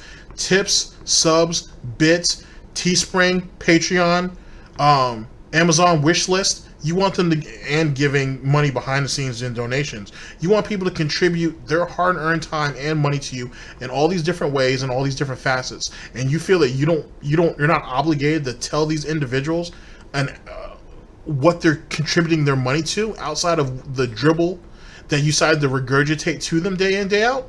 And you think that's nuts and that's crazy? But it's not crazy to go on stream every day and beg and plead for people to give you money to fix your financial mistakes and your financial shortcomings? Fuck out of here. Know about that shit. It's just fucked up. It's really fucked up stuff. And by the way, thank you to Poopstar. I saw you did a couple cheers there. One of them, he said, thank you for adopting an older cat. You know, because basically helping out a cat that's an older cat is a good thing. He doesn't even know where to go with that narrative. Why are we going with this whole older cat bullshit when you don't even know what to do with it? You will have no idea where you're going to go with that narrative. Just like how that declawing narrative is strangling you. Literally cutting away chunks at your pig neck. And now you want to go with the older cat thing because it's supposed to gain you more sympathy. There's nobody that's stupid. And, you know, those cats can a lot of the times go without being adopted for quite a long time. I know, and that's honestly one of the reasons why we took in Jasper. Timble Slice seriously, that's one thing I can never understand with your haters and other streamers. They dig so deep to the personal life. It's very disturbing to me that people do that to someone who they don't like. Wonder if they do the same to others in their life. Probably not, because they latch on. They have this crazy thing, they latch on to one person because that's the person they can do it and get away with, right? They know I'm a public guy. I need to do this for a living. I can't do anything else for a job. And so I'm stuck. Oh, good shit. Okay, so you guys remember when the whole debunking stream happened? Well, actually, it was right after he got married. Yeah, the debunking stream. When he said that he had his little 10-year plan or a little 15-year-old plan and 15-year-old... Shit. Sorry. Remember when Phil came back from getting married and he said he had a 10-year plan / 15-year plan on what he needed to do to get himself together before he could go out and get himself a job. And I had said that was bullshit because he can't do anything else. He can't. He's literally just going to wait until his parents die and then live off that. He's confirmed it here. He's confirmed it that there is nothing else he can do. His fucking... Sorry. Let's dial that back a little bit. His degree's a joke. Can't do nothing with it. He's been out of the field too long. Can't do anything with that. Doesn't want to go back to school. Doesn't want to better himself. Doesn't want to go out there and get himself a part-time job or anything along those lines. This is all he can do. Which means, ladies and gentlemen, by proxy, that the only thing that... Sorry, I'm sitting there clapping like... clapping like a chick about to rip somebody's head off. So by proxy, the only thing he can do is wait his parents out. And that was the whole point about the 10-year plan. Or that 15-year plan. He's literally just waiting for his parents to die out. I know that sounds cruel. Because it is cruel. And, but that's the only option that he has at this point. It's the only real option that he has. You really think the way Phil is going right now, he's going to be able to survive 10 years? Possibly 15. No way. Hell no. And if he was able to survive that long and get himself out of all of that debt that he's under and so on and so forth, why the hell would you go and get a real job if by that point all of your debt's taken care of, all your financial issues are taken care of, and you can afford to keep doing what you're doing without needing outside income? Huh? Why would anybody feel the need to do that at that point? You're straight. So what else is... So what is at the end of the... What is at the end of the of the yellow snot road? It's mommy and daddy passing away and collecting his inheritance. What he feels rightfully belongs to him. What he's been bleeding out for all these years anyway. Which I want to call this right now. I don't know if anybody else has said it, but I'm going to certainly say it right now. Given the amount of money his parents have already shelled out to him over the years, there's going to be very little left for him. I've already said this before, that, you know, there's going to be very little left. When it comes to, I think personally, when it comes to, when everything's said and done, he's going to have to split the money, whatever's left, I should say, between him and his cousin. And I would assume, from a financial standpoint, there's not going to be very much because he's bled his parents out over the years. He's spending his inheritance now. And he has been for quite a few years. And he will continue to do so until his parents pass away. And then he's going to end up at the end of it with nothing. And whatever debts or whatever financial obligations that his parents have, he will be obligated for. So if he's waiting on, so if he was hoping for some giant payday, if there is any money left over, that will be used to cover his parents' credit cards, to bury his parents, funeral costs, medical bills, and so on and so forth, and then any closing costs on keeping the house. And then he is fucked. If none of that money is there and he has to sell the house to do all that, he's going to end up with next to nothing. And he's still going to have whatever debt that he may have that he's been dragging along for 10 plus years. Think about that, Phil, as you're sitting here telling people that you have no other options, because you don't. That was very easy to tell. I think collectively the detractor community came up with that idea that he can't do anything else, because he can't. And he's not willing to. That's the worst of it, that he's not willing to do anything else. Basically putting up with their shit. I'm literally stuck putting up with their shit. And I have no means to counter it because I can't do anything legal or whatever. I don't have money to do it, right? Poopster Cheer said, exactly, Phil, these people latch on from years and years ago. It's like that they can't realize that people can change, right? Why would he change? He hasn't changed already. You think him jumping from one platform to another is change? Or even diversification? It wasn't. See, Phil doesn't know what diversifying is. So of course he's going to go ahead and pig skew that to however it fits the narrative. But he's no different than what he is on YouTube. To be honest with you, he's no different than how he was when Phil Burnell first came on. He's just as greedy and as ignorant and as self-centered as he was from the day he made his first YouTube video. It just took a whole lot longer for a bunch of other people to figure that out. So how has he changed? His attitude, how he treats all of you guys like battered housewives? That doesn't seem to have changed very much. How he uses you guys to try to front line for him? That hasn't helped. That hasn't changed too much. How he uses you guys for fan art, this, that, and the third, and then discards you the moment that you guys step out of line from the psychosis? That hasn't changed much. The snorting hasn't really changed much either. How he presents himself, how he conducts himself hasn't changed much either. How he wasn't man enough to stand on his own, so he had to get a woman to go ahead and take care of him. That damn sure hasn't changed much. You saw what it was. He was gone without Panda for what? 6 months? No, it was longer than that. That was longer than that. I think Panda was gone for probably like 8 or 9 months. And look at him. He fell apart. He was falling apart when she was gone. So how's Phil changed? Think about that. Johnny Skidmark Shooter said, you got good views on the vlogs, updates, DSP tries it, and tours. Don't think having different content besides gaming is plan B in case the gameplay dries up. At least you'll have a safety net. Dude, what do you understand? You don't understand. That is not... That was the shit that I did to differentiate, and it failed because of YouTube, so I stopped doing it. I focused on the stuff that worked, and that's what I'm doing now. You know what I mean? Like, No. Hell no.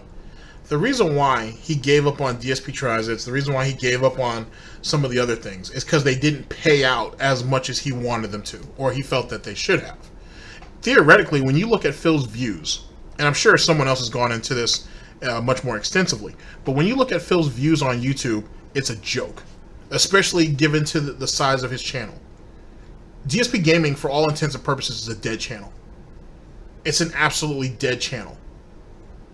So the only thing he has left is King of Hate Vlogs, DSP Gaming, or sorry, KO Gaming. He theoretically has DarkSydePhil, but that's an archive channel too. Just like DSP Gaming, just to throw that out there. Or build another channel. Excuse me. And literally try to start over.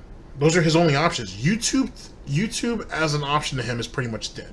Whatever, if he's walking away with, if he walks away with 40,000 a year off YouTube, I would be shocked, and he should be grateful. Other than that, it's dead to him. It is dead to him by his own hand. He did that.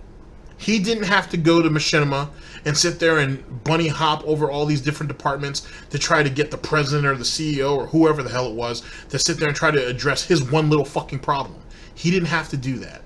He didn't have to sit there and basically try to throw curse in front of people's faces, being like, ha ha ha, I'm making more money over here than I ever made with Machinima. You know, I'm still living pretty. And then people, allegedly, started attacking that. He asked for it, and he got it. Be careful of what you wish for. And now what? Now the only thing he has left is Twitch. And he feels emboldened by that because he was able to get 3 people knocked off the platform. The thing is, and I've said it before, eventually those people are going to be invited back. And then what? And you're not going to be able to use the same excuse like, oh, their names are offensive. He's not going to be able to do that the next time around. That's not going to be a prerequisite to get them knocked off. He's going to have real fucking problems when time comes back. Just saying.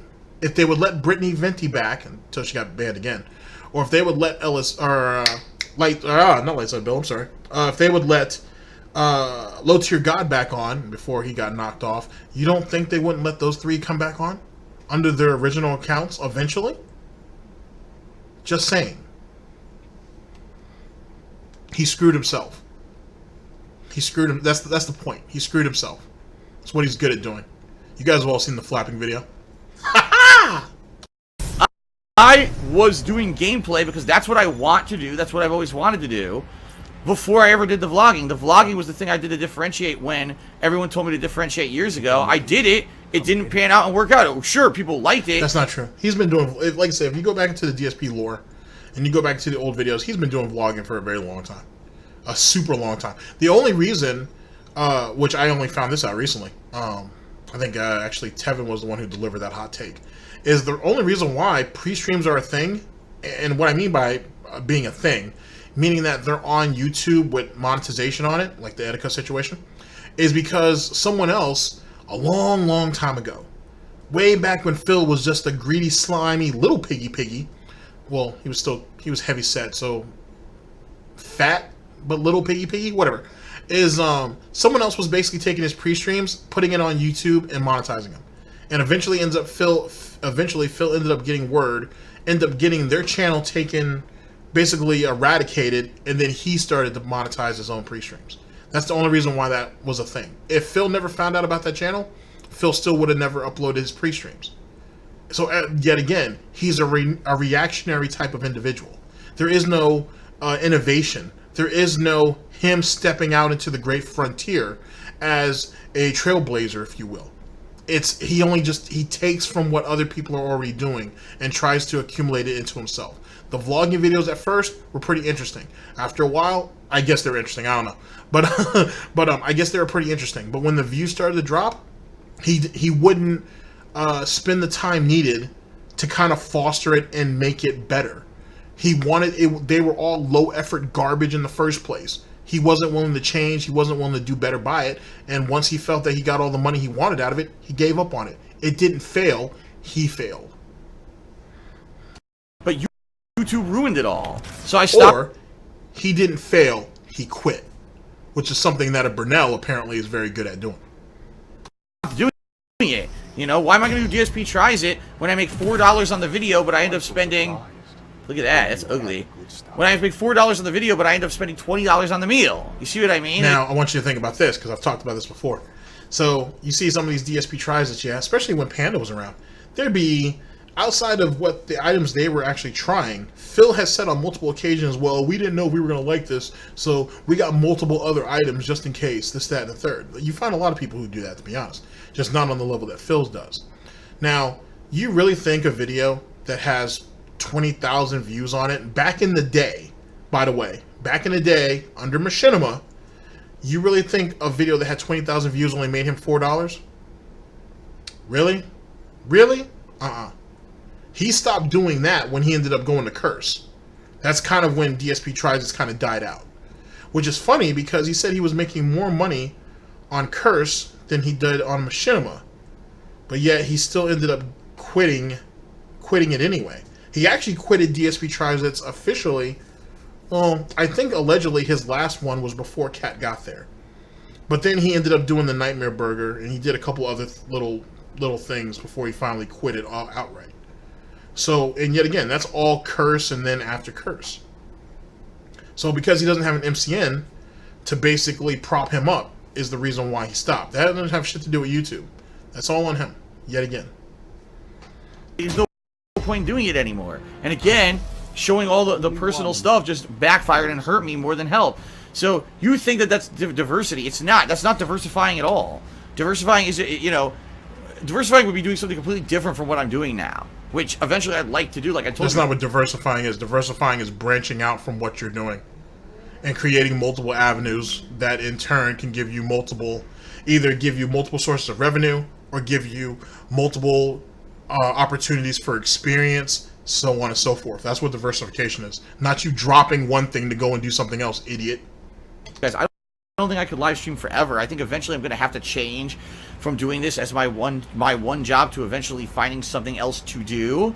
But that's going to be a while because I have to get out of the tons of financial issues that I'm in. I got debt up the ass. You know, my credit's terrible. It's going to take years and years of work to work myself to a point where I can get out of that situation. And now I can do another job outside of streaming and make less money doing it. I can afford to make less money, right? And then I could, you know, have another job on the side while maybe I'm streaming until I transition into just doing that, right? But I can't do it right now. Meet Pistol Meltdown, cheer. Now let's go ahead and let's cut this up, all right? Let's cut up this extra thick this is kind of like sweet and salty bacon, not necessarily candy bacon, but sweet and salty.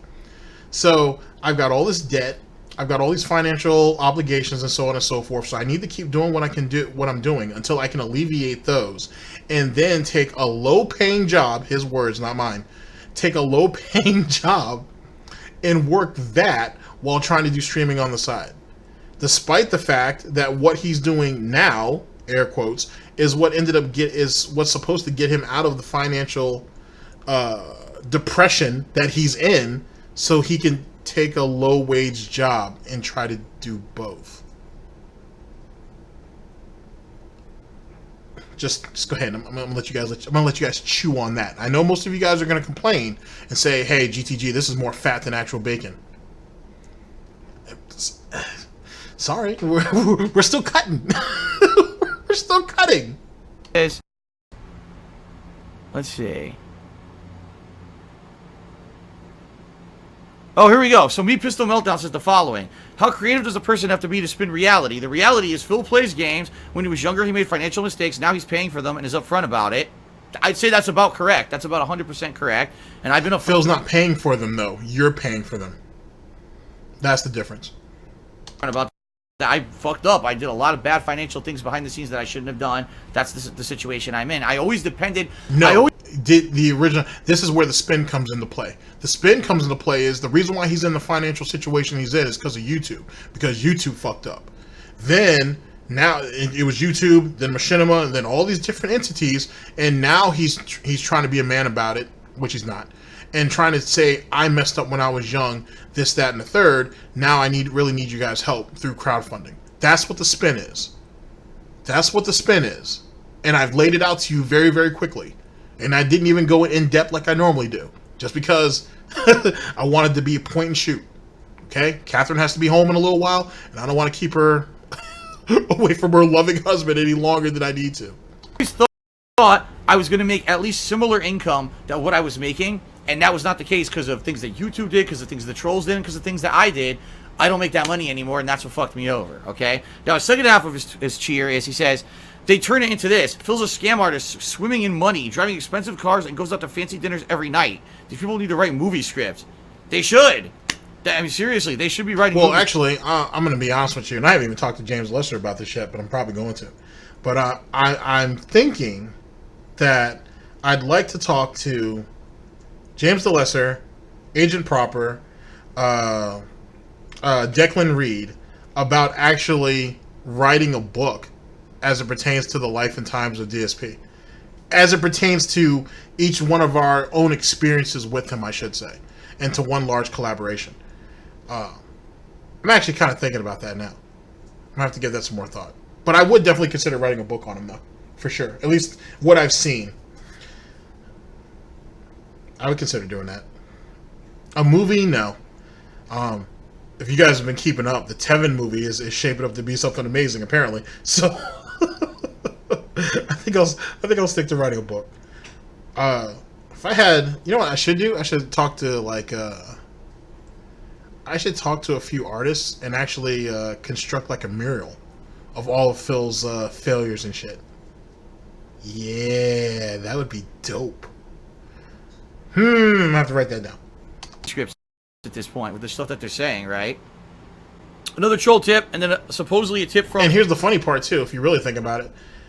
If he has an individual in his fan base that's saying with all the kooky and crazy stuff that's thrown around over here on this side of it, we should just go ahead and make a movie.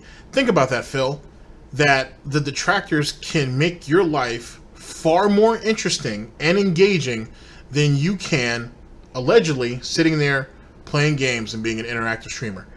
If one was willing to take it that way, that was a pimp slap to Phil's face, and he didn't even notice it. Hurtful. Truly, truly hurtful. Now, that could have been a reach on my part, but hurtful. Truly, truly hurtful. The mod who got unmodded, who's blatantly lying on what he's saying here. I'm not even going to address it. It's a waste of everyone's fucking time. Planet Jeff tipped me $21. Thank you very much for the top tip. Now, here's something, too, that I want you guys to notice. I had noticed it before the Jasper stream, right? But I've been kind of trying to paying attention to it when I get a chance to see it. Is every time Planet Jeff sends him money, he immediately goes ahead and looks at it. Other people tip him or cheer him and so on and so forth, and he doesn't look at it right away unless they're super big amounts. But for Planet Jeff, he always has to cross-reference to make sure the money's on the up and up. But didn't Phil say he doesn't talk to Planet Jeff behind the scenes or anything like that? So why are we sitting here going through a virtual paper trail, almost like a virtual ledger in some ways, to verify that Planet Jeff is who he is? Seems weird, doesn't it? Planet Jeff. However, it says you tipped twice, and I'm wondering if it's screwed up, because it's the same message twice. I think it's an error. I think that Streamlabs showed a double up. And I want to confirm that, because if you did tip me twice by accident, I want to let you know, so maybe I can refund the double tip. Because obviously I don't think you intended to tip me the same amount twice. So hold on one second. I mean, he already gave up like $1,000 of his deceased wife's money already, so why would an extra 20 hurt him? TBH. Confirm this. Dude, I think it did tip twice. Planet Jeff, I think it did a double tip by accident.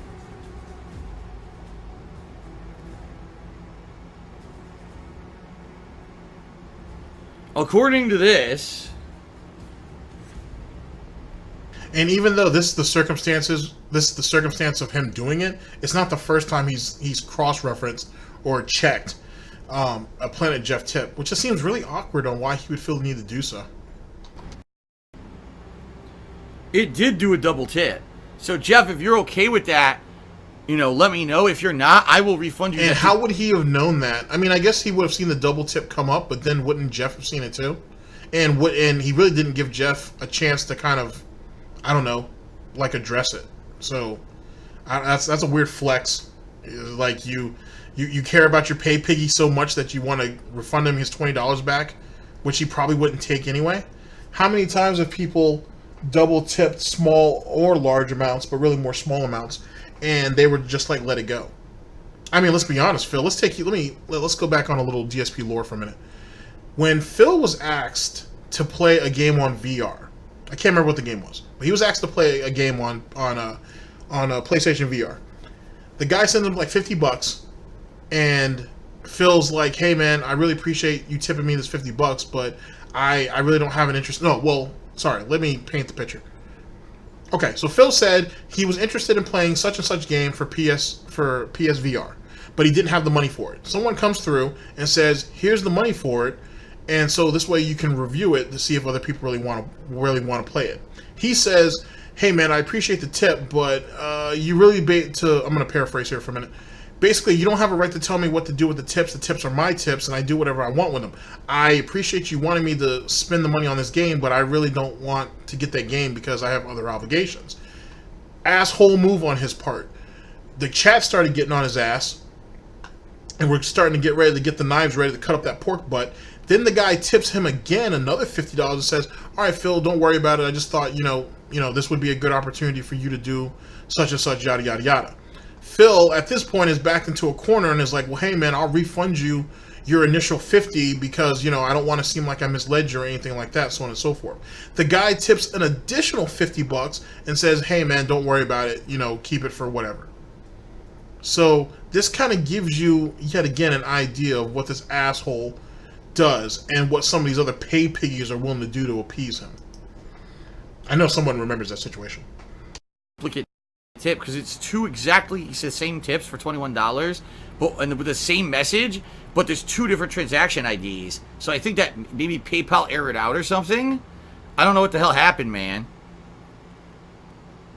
Okay, you just said in the stream chat, no worries. All right, I just wanted to be honest with you because I thought that it had fucked up, and you know, yeah, I don't know why I double charged him. That's messed up. As long as you say it's okay, Jeff. All right, so anyway, well, first of all, let me delete a ton of emails here. Holy shit, there's a ton. And I want to read what he said because he said something pretty pertinent to our discussions here tonight, okay? And don't worry, yes, I'm going to play more. I know people are going nuts because I'm not currently playing the game and I'm just talking, but don't worry, we're going to get back to Now, this is another thing I've pointed out. Phil honestly should stop doing gameplay streams, or he should, like, once or twice a week, just do Q&A videos. Like, do Q&A streams, I should say, where people ask him questions about anything and he just answers them. And no gameplay, none of that bullshit. I don't think he's going to do it. Actually, I'm pretty confident he won't. But he should do it. Because look at how bored he is. And this is on a regular basis. he's like this. He's bored. He's disinterested. On those second streams, it's possible that he's showing up inebriated to him. He's wasting his time doing this. This is supposed to, and then he keeps bouncing back from I love doing this to this being my job to I love doing this to this being my job, whatever. He needs to just stop. He needs to back some of this off and maybe consider doing an IRL stream or just not stream at night as often. One of the two. Play. Hold on. Okay. So Planet Jeff tipped me $21 and says, my last tip to you, $42 actually, caused a massive amount of grief directed at me, but I really don't care. They don't understand and they never will. I do find it funny and ironic that I named a cat a little before little Jasper's reveal because I had no idea that DSP had a cat. Right. Jeff was a very generous tipper during last week's event where I was trying to raise funds via tips to help me pay bills for the month. And he did it. Listen to some of the conspiracy theory. Jeff, I don't even know if you heard about some of these, all right? Yeah, before you suck Jeff off, just a second. Just a second, Phil. Because hopefully, I mean, your mother personally should have swallowed, but whatever. Anyway, before you do what you get ready to do, for Planet Jeff, if he don't care, then there's no worries. It's whatever. He can do whatever he wants to do with his deceased wife's money. As it pertains to you, Phil, telling him about conspiracy theories and all this, that, and the third, yet again, he said he doesn't care. Doesn't mean anything to him. So, no big deal. Now, one thing that I find, this is nitpicking on my part, by the way, but that I find interesting is that Jeff was getting ready to name a cat before he even found out that Phil even had one. Now, I've stayed steadfast to my theory that Planet Jeff didn't know jack shit about Jasper. He's there to be the contingency plan. He's just there to make sure that the $1,000 was supposed to be it. He didn't actually know what the goal was. That's just my own personal opinion and whatnot. But I feel like that's what the situation was. I'm not saying that he was a full-on co-conspirator in the situation, because I don't think Phil trusts him enough to do that. I don't think Phil trusts anybody enough to do that. And why would he? Planet Jeff is a pay pig. That's all he ever was. That's all he ever will be. You know what I'm saying? So he doesn't need to be privy to that information. Just my personal opinion, of course. One conspiracy theory is that behind the scenes, I had talked to Jeff, and he had already agreed that he was going to tip me this certain amount of money during the stream, so that if I didn't hit the goal, he would tip me anyway to make it look like artificially I had hit the goal so everyone would be happy. And so the plan was always that I was going to reveal Jasper no matter what, that it was a big conspiracy, but I was trying to basically lie to people and pretend like it was a legit fundraiser to scam more money out of my viewers. This is what they actually said. Like, they actually said behind the scenes we had this elaborate fucking plan set up to scam money out of other viewers. Like, it wasn't an elaborate scam. Yet again, he's the contingency plan. Do I think you fucked the rest of your fan base over by putting Jasper behind a $1,000 paywall? Yeah, I agree. But I'm not. You're giving. Well, no, fuck it. I deserve all that credit, but I deserve all that credit. But I don't think. But I'm not going to take credit for that right there, because I don't think Planet Jeff was an actual legitimate co-conspirator. He was just a contingency. But whoever it was who came up with that plan, or any of those who believe in it, I still think there's plenty of valor to it. I don't think they're wrong. I just think both of our theories, or our theories in general, just differ in that one part. It could be right that Planet Jeff was in on the scheme, that he was in on the take. He has the extra money to do so. It is what it is. I don't think he's knee deep in it where he gives a shit about other detractors allegedly being in grief that Phil made all this money. I don't believe that part, or I don't believe that idea in general. But then again, I've never heard anybody say that either. So that's all I got to say about that. But yet again, look at our little drama piggy here making a big thing out of nothing. What? Like, where do you even get this from? What really happened was we hit the goal, right? I revealed Jasper, and then Planet Jeff came in late and was like, wow, that's amazing. Here's another nice tip. And I was so grateful. You know, by the way, Jeff, just so you know, between all the tips I raised that day, it saved my butt this month. This is the first month I didn't overdraw my bank account since March. Kiss my ass. He's been talking about overdrafts way longer than that. That's the first thing. Secondly, how is it, Phil, that you haven't had any overdrafts since March? I'll go with your narrative. When you're literally getting hundreds of dollars a month to prevent overdrafts. Remember, ladies and gentlemen, sometimes he says, hey guys, I'm about to overdraft. I really need you guys to tip me. And then he says the following month, hey guys, I've actually already overdrafted and I really need any tips that you guys can give me to prevent me from further overdrafting. So which one is it then, Phil? Now you're saying that you haven't overdraft since March, despite the fact that you've been crying about overdrafts, I think, since February, if not sooner, if not before that. A lot of this, ladies and gentlemen, is blind faith, which is egregious in its own right.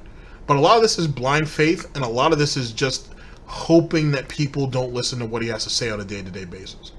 That's the crutch along that makes all of this work. This is what makes the machine continue to limp along the way it does. And that's why he hates detractors. He hates people who are paying attention to what he says. Then stop fucking talking and play the game. But he doesn't want to do that. And yet he gets mad when he gets called out on these things and he says they're lies, this, that, and the third. If you're going to call me a liar, then you have to call yourself a liar too, because I'm just going off of what you said.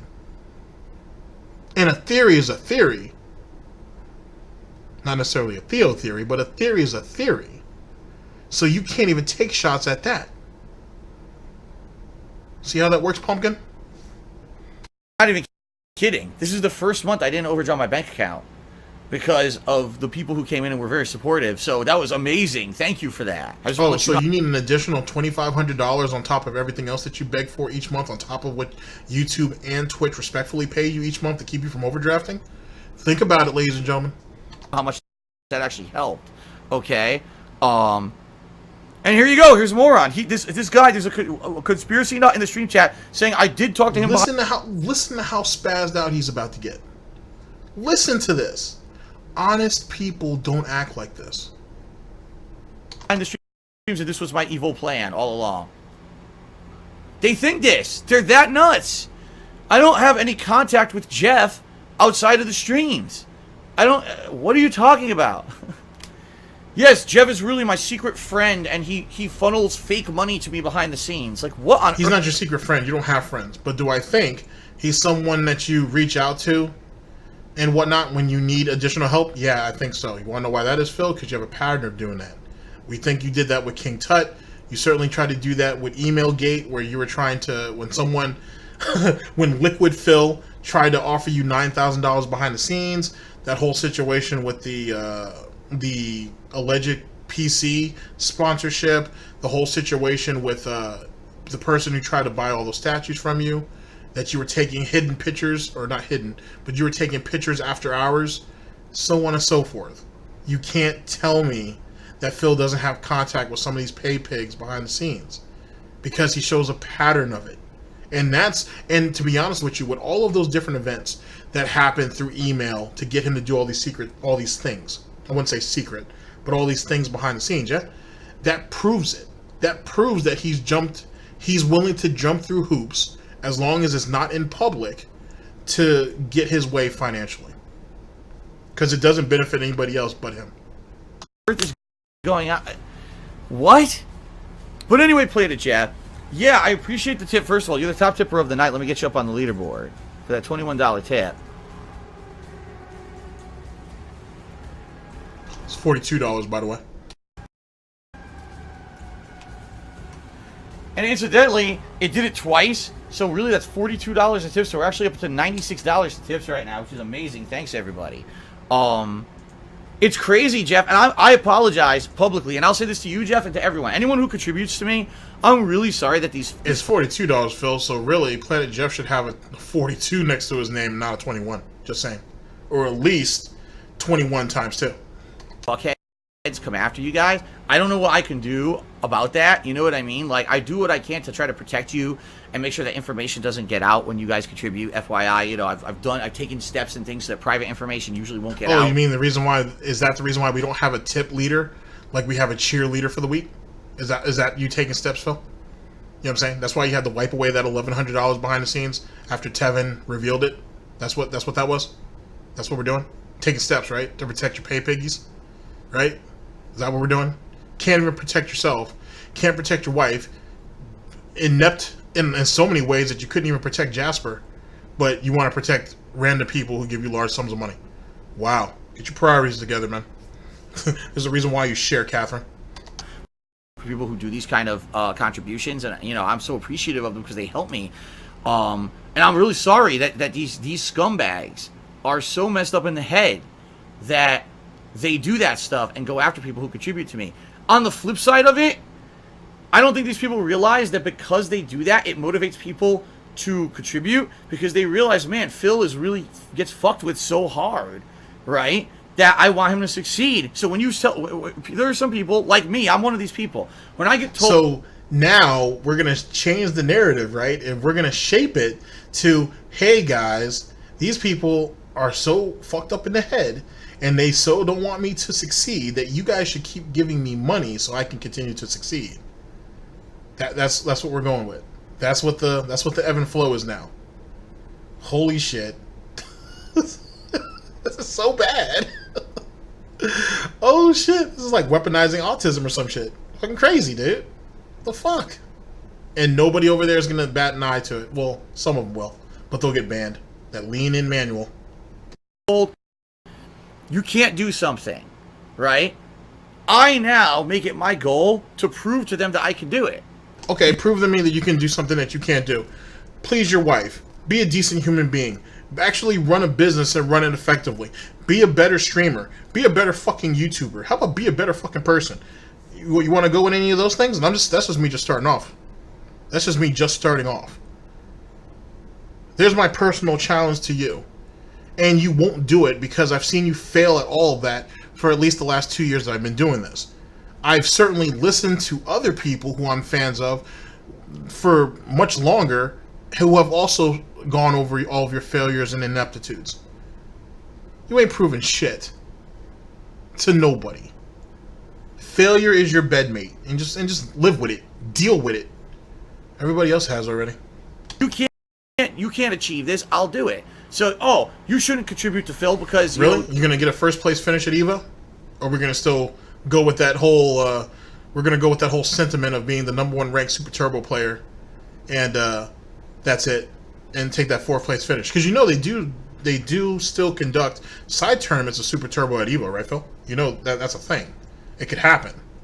You could still do that, but you won't though, because you really are just nothing more than like year 2, year 3 flowcharts that everybody kind of already sees through.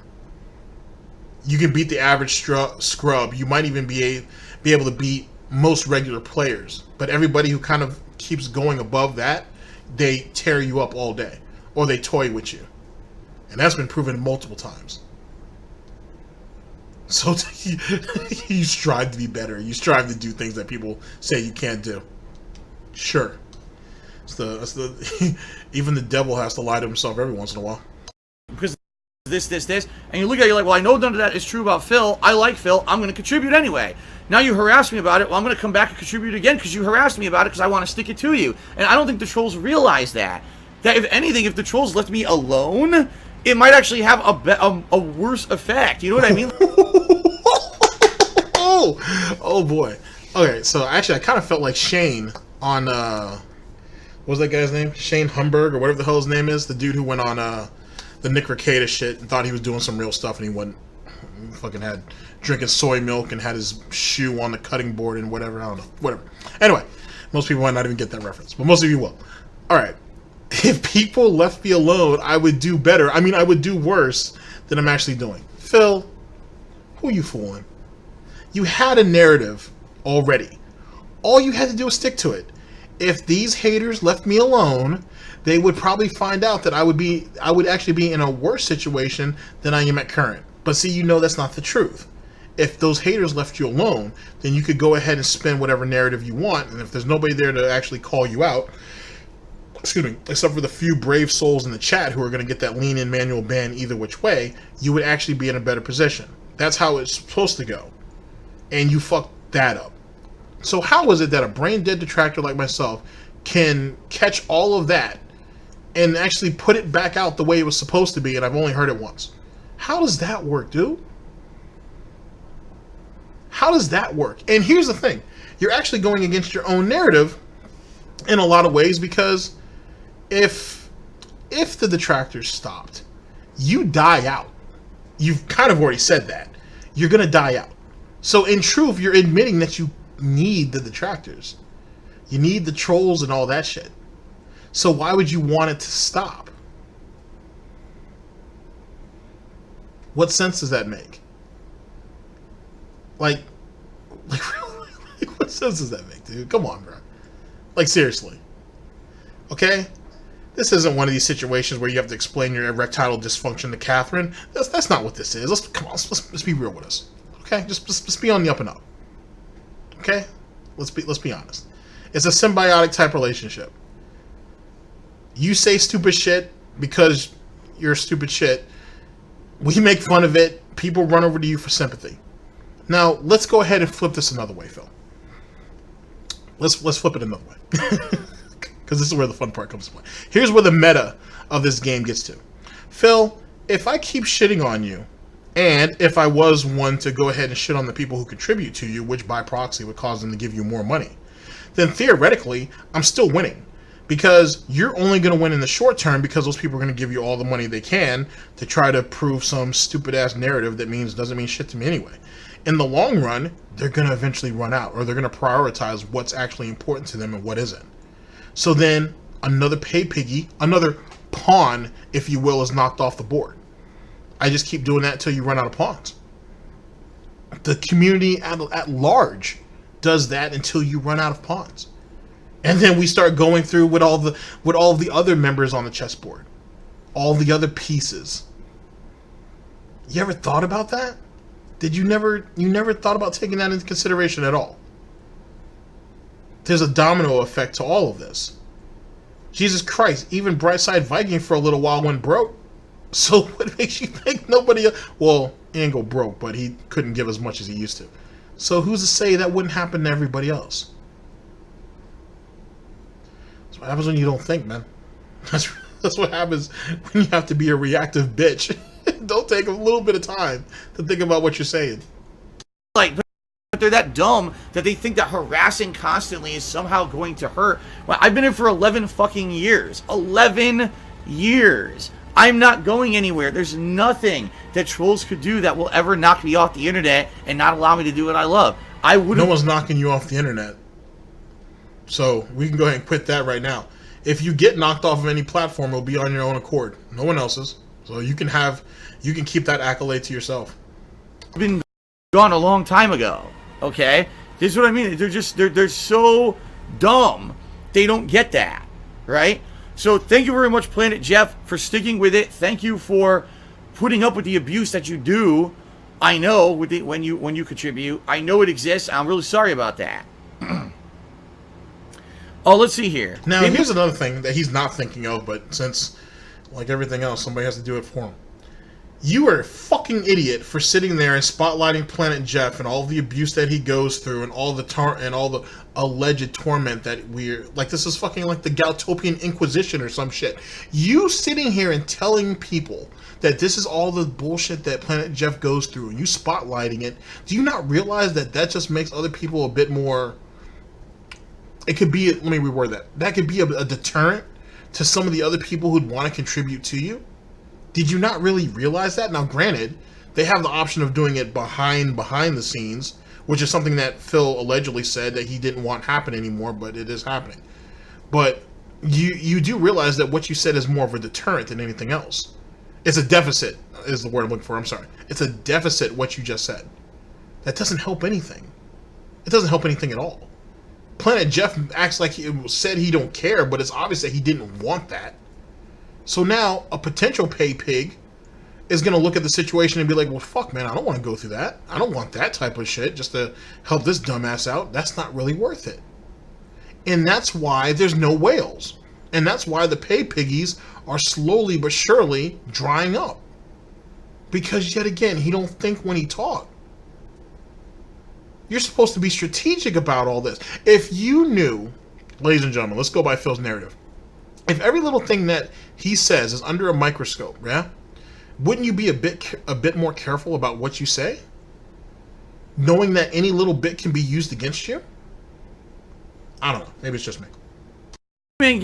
Gaming Gremlin Cheer, you said, what other than the money raised changed that allowed you to finally share the good news of Jasper? Not necessarily too much. It was just like, Kat and I talked about it, and we definitely wanted to share Jasper with the world this summer. We knew we couldn't share him earlier than the wedding, because we were nervous that when we weren't here, that someone would literally try to break into our house and fuck with stuff. And it's one thing to fuck with our belongings, whatever, you get insurance. But what about if something happened to Jasper, right? So we had to keep all that stuff completely secret. Until a certain point. And then, when we came back from the wedding and all of that, now we had to go through months of financial problems and stuff. All this stuff that happened behind the scenes, I still haven't even told you guys about that. Really, it's still messed up. We're going to be messed up for years, probably. And so, you know... So we're going to wait till the holidays to bring some of that out? I'm not going to now start talking, oh, things really suck now financially, but by the way, we have a cat that we've had for a while, and then people would start, screaming. I knew no matter when I introduced Jasper, people were going to be negative about it no matter what, and say, oh, I shouldn't have a cat because I have financial problems. But I didn't feel that it would make sense at that point to just all of a sudden, oh, we're back from a wedding we didn't tell you guys about until it happened. Oh, by the way, we have a cat, right? I didn't think that was the way to go about it. Some people were theorizing, too, that he actually received that cat from his parents, or he received it from Connecticut. So that's a thing. Kinda. It's a theory. So, the truth of the matter is, we just wanted things to calm down a bit. We wanted things to kind of calm down and not be so super serious. So we waited purposely until the summer when we know things calm down around the streams. There's not a lot of new releases and drama going on. And that's why we kind of decided to do it now. Johnny Skimmark said, are you still making more than your office job to this day? Yeah, my office job, I wasn't making a ton of money back in the day at my office job. He was making $60,000, by the way. So I still am making more than my office job, yes. Although I used to make this much more than my office job, and now I make like this much more than my office job. You see what I mean? Like now I'm pretty much kind of almost on par with what I used to do, because YouTube, the bottom fell out of YouTube. That's really why, because the bottom fell out of YouTube. Yeah, that's the amount of money you were making, but that doesn't mean that you have to live the way you have to live, begging for money each and every day. If you had saved that money, or at least some of that money, if you weren't living above your goddamn means, you would be fine. You would probably be more comfortable than where you are now, allegedly. But you made that mistake. You can't even keep blaming YouTube for the amount of money that he was making, because the money that he's making now, at least on YouTube, plus if any money that he would have had in reserves, he would have been living comfortably. And with large gaps of money like our clown boy just did, that's probably enough to pay down a very good chunk of the money that he owes on his house. The one that he's currently residing in, I should say. And if he was making large amounts of money like that, why the hell didn't he pay off the condo? Makes one wonder. No. Now Kevy Bear wants me to credit Planet Jeff $42 despite the fact Planet Jeff was in the stream chat and said, no, that's fine. Kevy Bear, you're just being a negative dick, and I think you know where you're headed, so... Johnny Skimmark Sheard, he said, I thought there was a nugget of truth in what trolls say, and now nothing they say is true. No, the thing is, they base it on a nugget of truth, right? So they'll say, Jasper is front declawed. That's the nugget of truth. Phil front declawed Jasper. How's that a nugget of truth when it's just the truth in general? Let me let him finish. That's the defamatory slander, right? They have no evidence that I declawed Jasper because I didn't. We got him like that. Why do I need evidence? Let's reword that. Why did you have to say it that way? Like, do you not realize that that's one of the things that feeds the suspicion that you had him declawed? Phil, I didn't kill anybody yesterday, and there's no proof that I did. Like, you see how that sounds awkward? Like, why would I even need to say that there's no proof that I did? If I just said I didn't kill anybody, I didn't kill anybody. Period. If the gloves don't fit, you must have quit. But to go ahead and throw the added caveat onto it that there's no proof is never a good sign, especially on the internet. And you damn sure don't want to say something stupid like that in court. You damn sure don't want to say nothing like that in court. Yeah. But they'll say that. They'll take the nugget of truth that he has no claws in the front and say that I did it. Now that's the negative thing. You see what I mean? That's what they always do. They take something that... Did I at one point have an expensive coffee maker in my kitchen? Yes. Did I spend $300, $400 on a coffee maker when things were falling apart on YouTube and I needed money to make ends meet? No, I bought that coffee maker 5, 6, 7 years before that, but they don't talk about that. They just talk about what they see in the video now, and they spin that nugget of truth into something negative that's not true, and that's defamation. That's exactly what defamation or slander is, depending on what form. I believe one of them is in video form or spoken word, and one of them is written form, and I forget which is defamation and slander. I get the two terms confused. Defamation, whether written or... What? Defamation, whether spoken or written, is... Well, first off, defamation and slander are two separate things, but they could... It doesn't matter what the median is, though. Either which way it could be taken that way. If I said Donald Trump fucks his daughter, if I said that in a video... And then if I turn around a day later and said that he did that if I wrote it down and put it in a blog, it's still the same thing despite the median. What? I'm gonna have to look that up now. I'm just gonna have to make sure.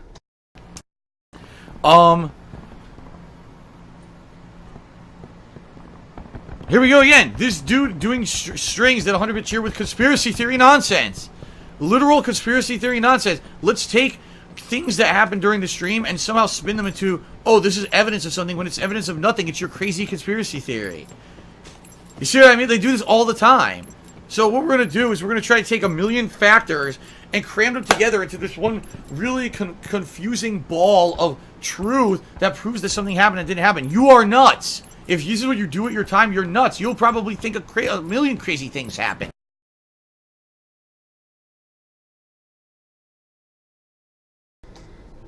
According to LegalZoom, libel is an untrue defamatory statement that is made in writing. Slander is an untrue defamatory statement that is spoken orally. The difference between defamation and slander is that a defamatory statement can be made in any medium. Okay, so I was partially right. And theoretically, he was partially right too. And the more you know.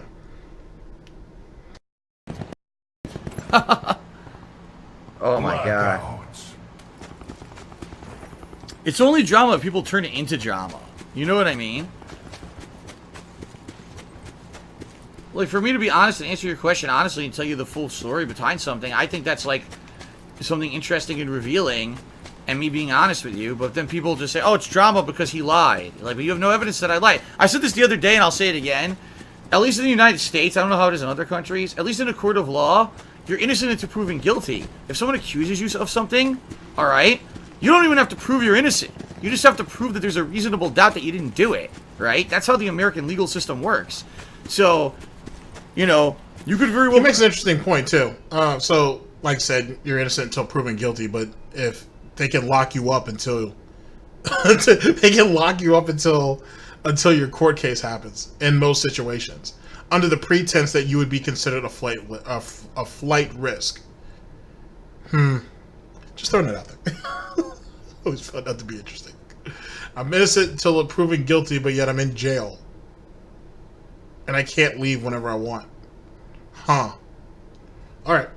Be guilty of something, and if someone doesn't have the evidence to prove that you did it, you go free. But it seems like on the internet and the court of public opinion, anyone can say anything about you with zero evidence, and you're guilty of it no matter what. And there's no trial, and there's no opportunity to really defend yourself, because the thing Phil, is... you really want a trial? Phil, you really want a trial? You really want to take it there with the mountains of evidence that would be against you. You want to have a trial and think what? You're going to go in front of the judge and the jury and explain all that shit away, and they're just going to ignore the literal boxes upon boxes upon boxes of fucking evidence that proves the otherwise? Do you really think that would be allowed? You really think that would happen? Holy shit, you're fucking nuts, bruh. And how many... Matter of fact, now that I'm feeling in my feelings for a minute, how many people has he accused of shit? How many people did he hit with slander? Or he hit with defamatory comments? How many tweets did he put out about people? How many comments did he make in his chat? How many comments did he make on his forums? How much shit did he say in videos about other people that weren't true? He had no proof. He went off of his opinion. Did any of them get a trial? Did any of them get a chance to clear up any of their shit? When iJustine was supposedly at the EA bases getting banged out by all the executives, did she get a chance to address that situation? I personally don't remember that. I personally don't remember hearing none of that bullshit. And that's just one example. Oh, what about when he sat there and threatened violence on Mitch Dyer over a fucking video game review? And sent people after him and shit to fucking harass him? Where was that? Where was his trial by jury? Just throwing it out there. A lot of these things, for example, that people say about me, I would have to reveal personal information that could hurt me. Escort saga. In order to prove something. So, for example, the whole taxes situation that I went through earlier this year, and I really needed the support to get through it. And, you know, thank God people were very supportive and helped me out and got me at least through that temporary hurdle. I don't know if it's ever going to come back again, but for now, you know, it's not a thing that I have to worry about on a daily basis, right? We'll prove it, Phil. Show us letters from the IRS saying that you owe money. You know, do this, do that. Right now, I have a letter sitting on my desk from the IRS that says, here's your payment you have to do, right? If I show you that, that's private information that could be given. I thought your mom was supposed to be taking care of your taxes for you. Now you're saying you got another bill that you have to cover? Or is that just the bill you're going to forward to mommy and daddy so they can cover it? Used against me. They could contact the IRS, pretend to be me, and say fucked up stuff. You know what I mean? Like, there's all kinds of stuff that could happen with information that's given out. I can't show you proof of anything. That would mean risking myself and my family. You know? So it's either you believe me, and because you like me so much and you like the content that I put out that you want to help me out, that you do, or you don't, and you move on. So people have to like you and your content to give you money. Huh? I'm sure there's a lot of people out here who like a lot of people's content and maybe even like them as individuals, but they shouldn't have to feel obligated to give them money.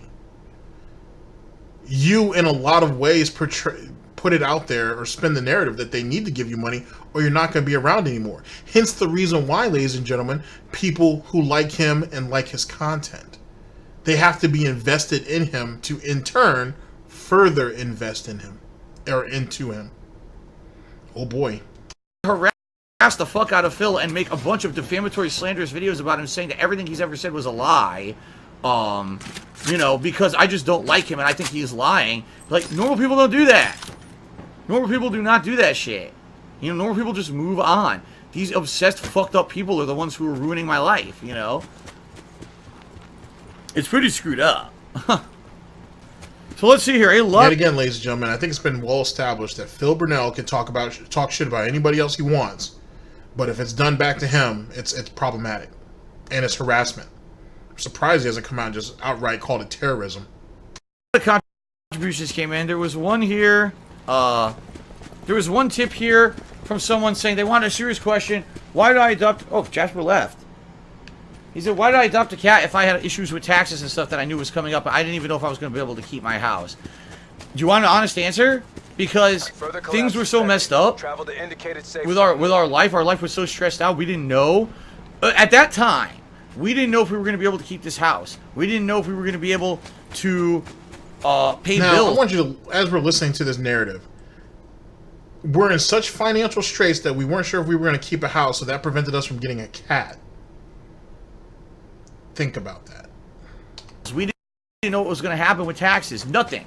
All right? It was possible that worst case scenario, we were going to lose the house, you know, screw up my work, permanently screw everything up for years and years, and we just needed something positive.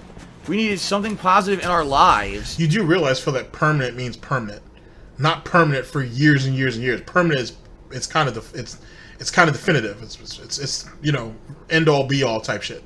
Just saying. I know I'm nitpicking. I know what he meant. You know, to basically make it so that it wasn't just negative, terrible negative after terrible negative, which it was at the time. Okay? And sometimes just having a positive certainty versus a lot of negative uncertainties makes you feel a lot better and feel positively for the future. And I'll be honest, Having Jasper in our So lives. you would rather lie to yourself about your actual state of affairs. You would rather lie to yourself instead of face reality. That's basically what you're saying. Like, let's be honest, Phil, the money that you owe is a certainty. It may not be a positive one, but it is a certainty. There's no guarantee that every day that you see Jasper, that he's going to make you feel better, or he's going to relieve stress in that house, in between your marriage, or whatever the case may be. If nothing else, that's certainly an uncertainty. The reality is, allegedly, you owe a shitload of money, and you really don't have a means of actually, paying what you owe outside of begging for it. That is a certainty. That is the reality. Positive or not, that's what that is. If you're sitting here clinching at looking for positive certainties in your life, then get the fuck out of your house and actually do something.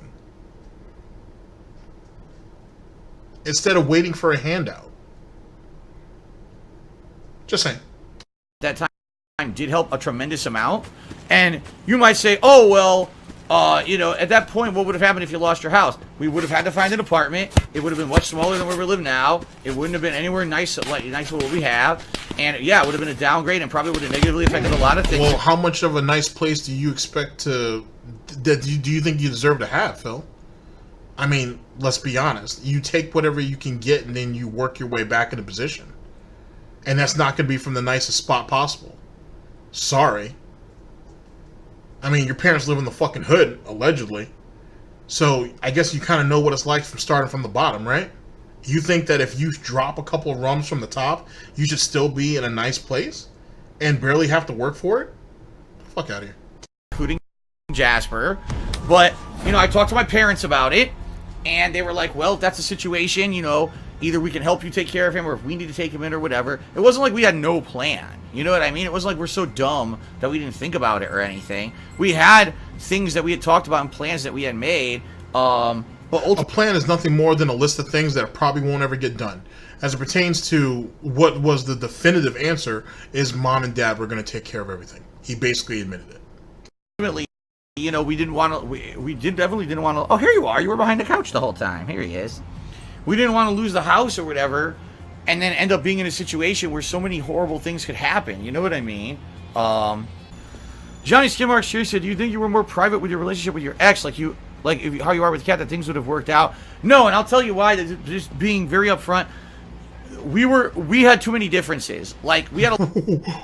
Oh, no. Oh, no. Well, all right. Well, all right, I'm gonna have to ride for Panda on this one. All right, let's see what we're going on with this. Jesus Christ, Phil. Really? We're gonna throw Panda under the bus? Let that girl live her life. Leave her alone. Leave her alone. A lot of similarities to things we liked, but what we found out when we moved in together is that we had too many differences between how we were as people. It would have never worked out. Even if we had no financial troubles and we had no situation where there was constant stress and people didn't fuck with us and everything, still, I don't think that relationship would have lasted. I don't, to be honest. I think that it was not meant to be. It was a situation where we had two people when we started seeing each other and going out that it was like a high times for my YouTube career or whatever, and things were nice. But as we moved in with each other, we slowly found out over the course of like 2-3 years that we really weren't compatible as people to be together all the time. And that happens. There's people who that's exactly what happens is they have these long-term relationships and then they actually move in together. It doesn't work out. And that's the situation that happened with us. Now, let me give you my hot take on that. So, once the money dried up and they had to be fucking adults and whatnot, that's when shit got ugly. Now, if you guys remember any of your lore, okay? I wish I should. Sure, you guys have all been over there with Almighty A Gang, so you guys should have your textbook. If not, then, jump over there to the DIA. You can pick up your agent manuals, and then we can go over this. Don't worry, I'll wait. When money dried up, right, or money started to run low, Panda had to go and get a job. When Panda got a job, got around other people, saw how her life was going, and started to come to realize that that's not what she wanted. She wanted better for herself, and by proxy, she wanted better for him too, because he was part of her life. And she wanted to make changes in this, that, and the third. The psychosis broke, or the pignosis, if you will, broke. And that's when he started to lose more and more control over her. Now, you're telling me that you guys weren't compatible for each other when you were the one who chose to move her across country. You guys could have very well been fine in your little condo over there in Connecticut, which is probably how you guys should have done it for the first year or two, just to see how well it all worked out. But you guys wanted to treat this shit like fucking weekends at Bernie's once a month. That's not enough time to know anything about anything anyway. But then again, that wasn't her purpose for moving her across country anyway. The purpose of moving her across country was so she could take care of you. That's what you wanted. You wanted basically a live-in maid / let Panda play wife without actually having to wife her up. That's what it came down to. And sadly, the channel's nuked at this point. But Panda said that Panda said the bump and grind had kind of fell off immensely from the move from Connecticut over to Seattle. So I mean that's a thing too. So what is it exactly that wasn't compatible about the situation? It sounds to me like she grew up and you couldn't stand up to you couldn't come through with your responsibilities financially as well as otherwise. That's what it really kind of sounds like. It's not a matter of being compatible. It's just you couldn't man up in more ways than one. Defiant Sniff, DSP News. I said, was the second mortgage worth it? Hell, was the first one worth it? I don't know what you mean. If you mean, was buying the condo in Connecticut worth it? Well, there were pros and cons. The pros... No, idiot. Yes and no. But was it worth taking on another mortgage knowing that you already had one?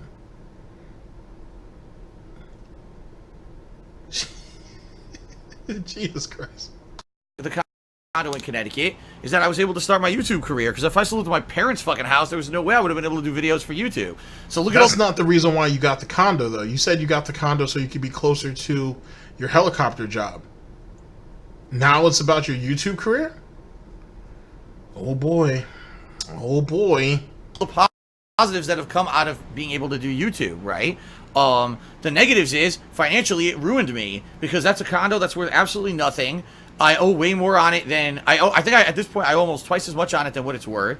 And there's no way to get rid of it, and it's a giant financial drain on me, and it's ruined a lot of things in my life because I had that condo. Now, I bought that condo way before I even did YouTube. That was for my old office job. Before I had ever done YouTube, I thought that it was going to be, you know, I live near my job. That's why I got that condo, to live near my work. And that job completely fucked me over, you know. If you're talking about the second place, this place, this was a great decision. This home I live in right now, amazing area of the country, beautiful weather most of the time, everything that I could ever want. Is this the same idiot who complains about a heat wave when it's like 88, when it's like 80 degrees out, 82, 84 degrees out, and he says there's a heat wave? That's this one right here, right? This is the one who's sweating, who's literally sweating his balls off for no goddamn reason because he's too lazy to turn on a fan, right? And he's always saying it's a heat wave outside and his allergies and this, that, and the third. But amazing weather, though, right? I'm just throwing that out there. Nitpicking, really. I think fingertips. It's allowed me to heal my back, which I couldn't do in Connecticut because of constant bad weather and stress. Instead, out here, I changed my lifestyle. That's the latent mutant piggy abilities there. He was able to mutate more layers or more racks of baby back ribs to strengthen his back. So that's a thing. To heal up my back injury, and now my back isn't even a concern anymore. Despite the fact that he still can't drive long distances and he needs a hand cart to carry up between 50 to 75 pound items. Or just have Kat do it. She has some pretty strong shoulders. The value keeps going up. So eventually, at some point in my life, my credit won't be horrible. It might not be anytime soon. It might be 10, 15 years from now. But the home value keeps going up, and I think that I'm going to be able to have a lot of equity in things in this house that I'll be able to use in the future. I can't do it now because my credit's shit, but maybe in the future. So buying this house was actually a tremendous positive and a huge, great decision. The problem was buying this house and then also having the mortgage in Connecticut and then furnishing this house and financing all the furnishing of this house with money that I don't have because I don't make the money I used to make on YouTube anymore. That's where everything really went wrong, okay? Not the fact that he could have saved all those years that he was making great money. He could have saved that, used a lot of that to pay off the condo, could have used the condo, paid off the money, the condo in Connecticut, possibly parlay the equity in that if he felt he needed to, or just sell it outright, which would have been the smart move. Then finally move over to Seattle and kind of start off with a clean slate with only worrying about one mortgage, but having a whole shitload of money in the bank that he could have put towards the house, so he could have had lower and lower and lower monthly payments.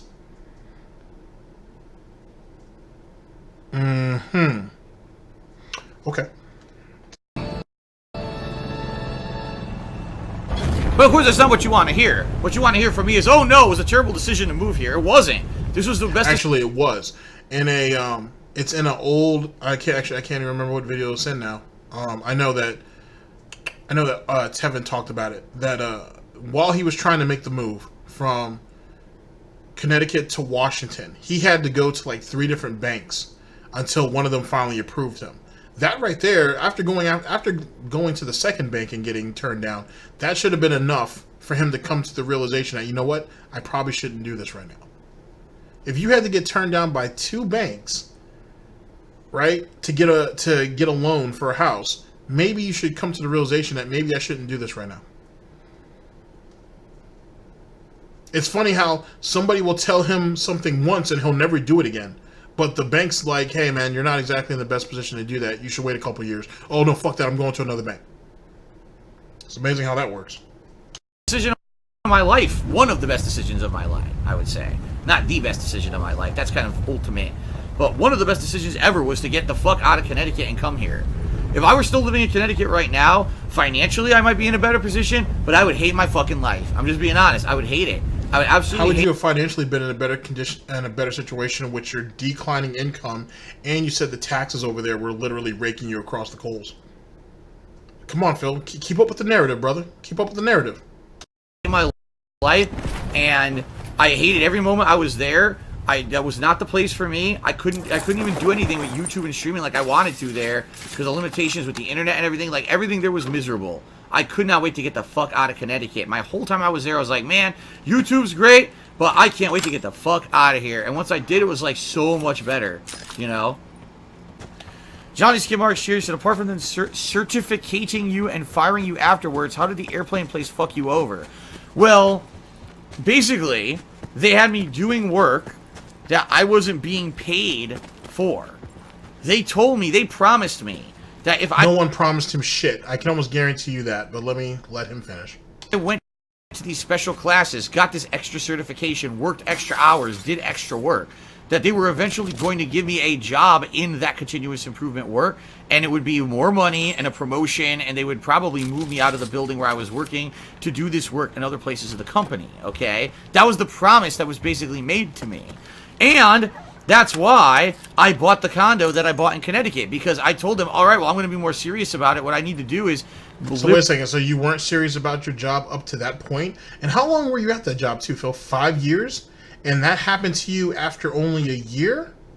So I want you to think about this, ladies and gentlemen. This idiot right here told them, oh, well, I'm going to start taking this job seriously now after him already being there a few years, and that's when he decided to get the condo. Huh? All right, let's get it together. Right in your work, so if you need me here every day to do this shit, I can get here. Not that I live 5, 6, 7 miles away, and if there's snow, I can't get to work or whatever. That's one of the major fucking reasons that I actually got that condo.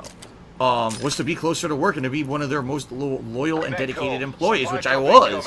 I busted my ass for that company. By the end there, I mean... How... Okay, I don't... Obviously, I've never lived in Connecticut, so I don't know. But how... He's 6 or 7 miles away from wherever he was living at before he bought his condo. How often does it snow? And more importantly than that, I would assume they have snow days. So if he can't make it, he can't make it. They'll understand. Right? Like, how... Does it snow all year in Connecticut? Obviously, it doesn't. You know what I mean? Being an asshole now. But what the hell? I was working. Do they not put salt, or, well, hopefully they don't put salt. That should rust the bottom of your fucking car out. But do they not put some type of substance on the road to kind of help alleviate the ice and everything? Stuff like that. And if Phil would have a hard time making it to work, and he lived only 7 or 8 miles away before he bought the condo, then I would assume others would have a hard time too. How were they making it to work, but Phil couldn't? I don't know. Pretty incredible hours some weekends and everything. That's why I was so happy to have YouTube as my escape, because I was working my ass off for them and getting paid the same money as a customer service rep. I was doing the work of someone who should have been making literally double what they were paying me, because they were promising me they were eventually going to give me the job and promote me, and then they never did. They lied, and then they laid me off. So not only did they lie to me constantly at the job and say, oh, you're going to get a promotion, you're going to make more money if you basically bust your ass and do all this extra work for us, then I told them, okay, well, what I'm going to do is go the extra mile and prove my dedication to you guys by moving and everything. And they said, yeah, do that. So I did, and then they fucked me over and laid me off anyway. Well, one, obviously you didn't prove your dedication. And if you think moving was proving it, nah, you're already missing the point. You were supposed to put the work in. You were supposed to put the hard work and dedication in at the job. Which, if you go back, because I've done a video over it, some people have. When you go back to when he got fired, he said that this was kind of a long time coming. Like, there was stuff going on that eventually this was going to happen, and he was in a more accepting position at that point. Now we're getting the spin. I don't know. Okay, Me Pistol Meltdown Cheers. Since you're on the theme of openness, why is it such a big secret on how you met your wife? Why don't you want to share that with us? Well, the truth of the matter is, it's not much of a... Before we get into this thing, because we're never going to find out how him and Kat met, I don't think. Well, we know, but I'll talk about that in a minute. Here's the situation with us. One, he wasn't good enough. Two, I don't think they made any promises to him. Three, his father was probably the one who pushed him to get all the certification and so on and so forth. So he was basically gunning for his father's position, which he wasn't going to get anyway. Four, I think someone had theorized, I think it was Mrhuth Stuff himself, to be honest. I think he said this in an LSB stream, because I remember someone sent me the clip, that that position was temporary. And it was like, basically his father had the position and they had to kind of establish a team for a set amount of time. Like I said, I'm paraphrasing. This is not exactly what Mrhuth Stuff said. Phil was brought on to be part of that team after he got the initial training that he needed, and either the team dissolved or they cut Phil because he wasn't holding up to his end of the bargain. One of the two. And he was probably bitching and complaining. Actually, that's another thing too. And he was probably bitching and complaining about the job and the money to anybody who would listen, and it eventually got him canned, on top of whatever other nonsense he pulled. Secret. It's an interesting story, but it basically has... Oh, wow. It basically has information about her private background in life. And by the way, it's not the bullshit that idiots talk about on the internet and, again, make conspiracy theories about. It's actually a very different situation. Then he slid into her DMs. They made a deal, and she quit everything, basically. Tevin, Theo, LSB, James the Lesser, Agent Proper, they've all gone over. I'm pretty sure they've all gone over this. So it is what it is. Like I said, and I've talked about it before, there's a tweet out there that's from like June or July 1st of 2017. Yeah, it's of 2017 because she didn't move in until 2018. And it was Catherine talking about having an issue in OBS. Phil responds, one other person responds after that, and she basically left Twitter after that. Her account's still active, but she didn't tweet anything else after that. And it's a private situation of her life that is not my place to speak about, okay? The story of Kat and I meeting and how it came to be and how we started dating and everything came at a time of stuff going on in her life that's very private, and it's her place if she ever wants to publicly talk about that stuff, not me. Alright, it would be unfair for me to even talk about any of that stuff on a stream because it's not my life, it's hers, and the shit that she was going through in her private life is no one's business, especially if she's not a part of my streams. So that's the thing, you asked that question, and you want to hear about this story, I can't tell it. I can't tell it without her permission, and she doesn't want to be part of the stream, she doesn't want her stuff on the internet, so... You know, so what happens is the detractors and assholes make shit up or find unrelated things about her past up and assume that that's what it is and just make stories up out of nothing and say that it's fact, and people believe it because they're dumb fucks, because they want to believe the drama rather than wait until a day when maybe we can actually talk about it, you know. Alright, let's continue here. I mean, it wouldn't matter either which way because he's already had his miniature rant about honesty and all that before. they would just put the spin on it and wouldn't tell us the truth anyway. So who cares? To be honest. And more importantly than that, if you're supposed to be protecting each other and whatnot and protecting your family, and that's why you're not being honest and transparent, why would you tell us about how you met in the first place? You see how we're already beating the narrative up an hour plus later? You see how he's already screwing his own narrative up? In his time, it was only maybe 20 minutes, 30 minutes maybe. But in real time, he's already screwing up his own narrative. Like a dumbass. And he's a dumbass because he thinks he's being so smart. He thinks he's being so clever. He's far from it. Like, you're literally contradicting what you're saying minutes later. Minutes later. On some Monday Matt shit. He says, Phil, big fan here. Got a... Oh, here we go. It's a troll. You're not a big fan. You're a troll. So thanks for doing that so I know to ban you. Johnny Skinmarks Cheers said, did your back injury fuck up your office job in any way? Oh, yeah. You know, because as you guys can see, it's hard for me to even sit still. Like, you see when I do my streams here, that I really can't sit still, that I'm constantly like, kind of moving. And people say, why does Phil leave? Wait a second. But right now, though, Phil, you said that Seattle Air helped your back, and your back's immensely in better shape than it was. But now you're still saying that you have you're basically restless because of your back, and you have restless leg syndrome or something along those lines. So now I'm supposed to assume that off what he said, his back is better, and he's still fidgeting the way he's fidgeting now. But when his back was all screwed up, he couldn't work the office job. The office job that they promised to promote him and give him more money and this, that, and the third, if he could actually show his dedication to it. But he has a bad back, and it wasn't going to work out because he couldn't do the job. Huh. Okay. Forward and back and move around and stuff. And why does he wiggle his legs and stuff? Because of my back injury, because the disc is messed up, and I feel uncomfortable sitting still.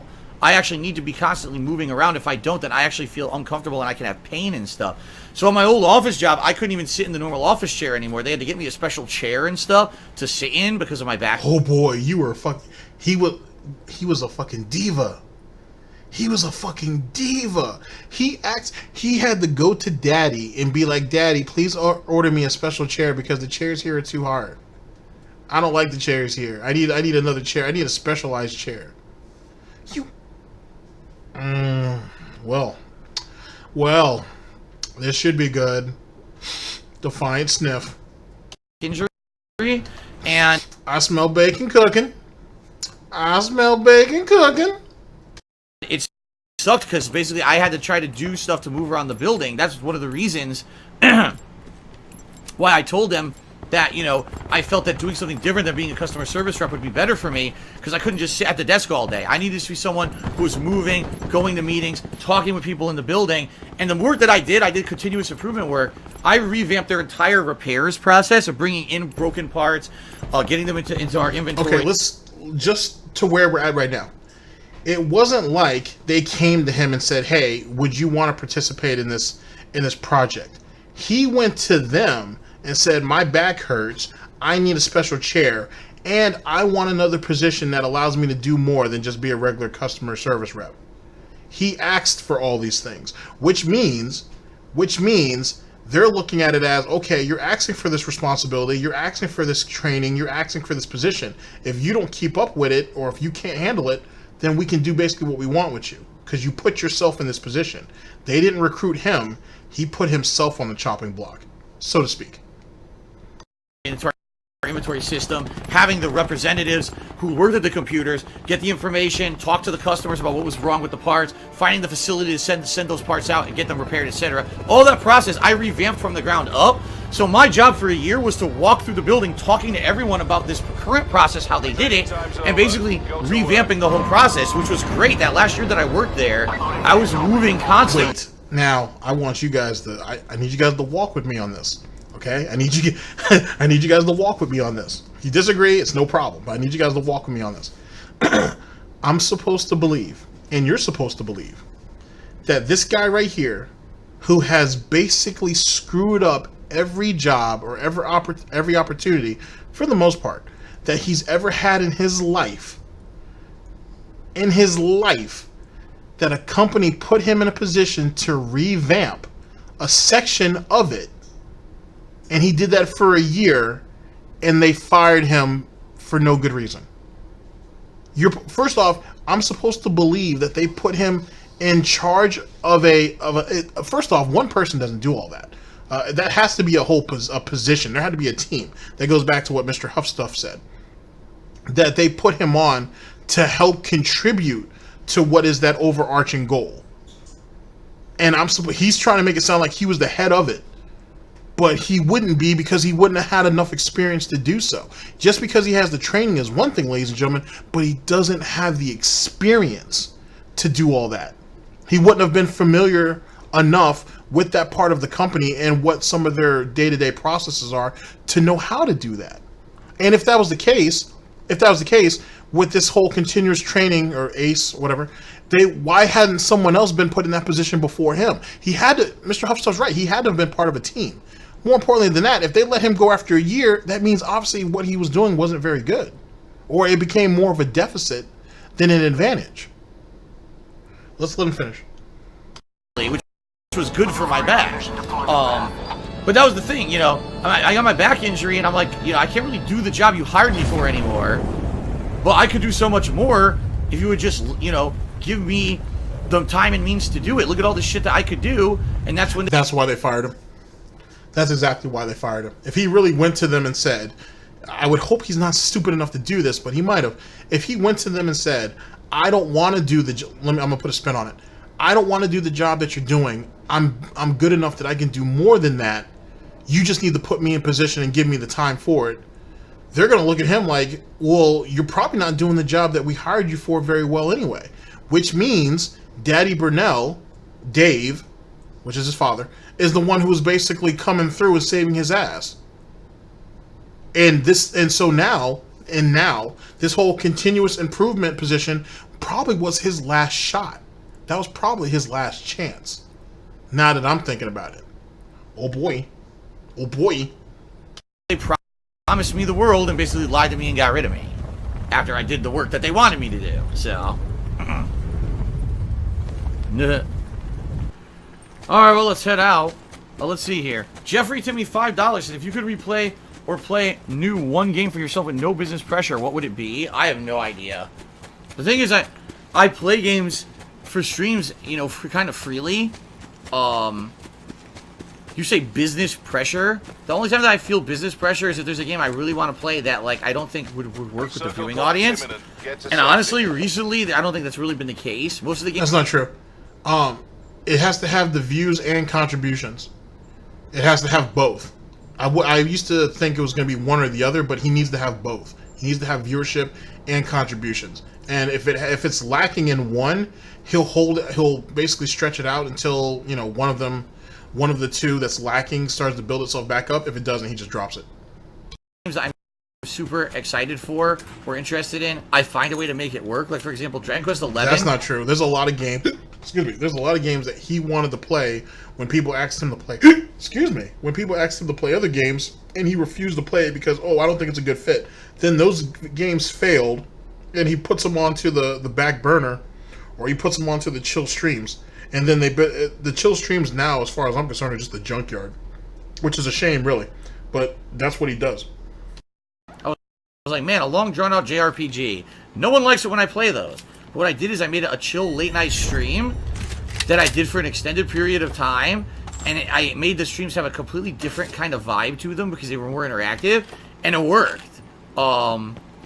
Versus, you know, again, the old way I used to do videos for YouTube where it was offline and there was no interactivity, and so people would be just so bored when I played a JRPG. It's not like that anymore. You see what I mean? And that's a great thing, that now I feel that as long as I find a way to balance things. If I can balance an action-based game with a slow-paced RPG, with a chill late-night stream, see what I mean? If I get that variety of content to balance, everyone seems to be happy, and I can play the games that I want to play. So, I don't know... Yeah, but see, you're not playing the games that people want to see. That's why he only has $113 up there. Just saying. Just throwing that out there. Which goes back to the fundamental problem of doing what he wants to do instead of doing what people want to see, or what he should do, if you will. Necessarily, there's a game that, oh, I've always wanted to play it and I can't play it because I know no one will care. recently I found that I can actually play those games. Like, I just played Final Fantasy IX, and the playthrough did well. You know, it actually did really well. Zero complaints. So... Really? What about Judgment? How'd that go? No words on that, huh? You know, in that regard, great, right? In that regard, I think, you know, things have worked out really well. So I don't really have an honest answer, Jeffrey, for you, because I think that I'm not in a situation where, oh man, I can't play a game because it's business pressure. It won't turn out like that. I don't think I have those pressures so much. I usually can find a way to. What? First off, he's said plenty of. That's one of his reasons why he skips games.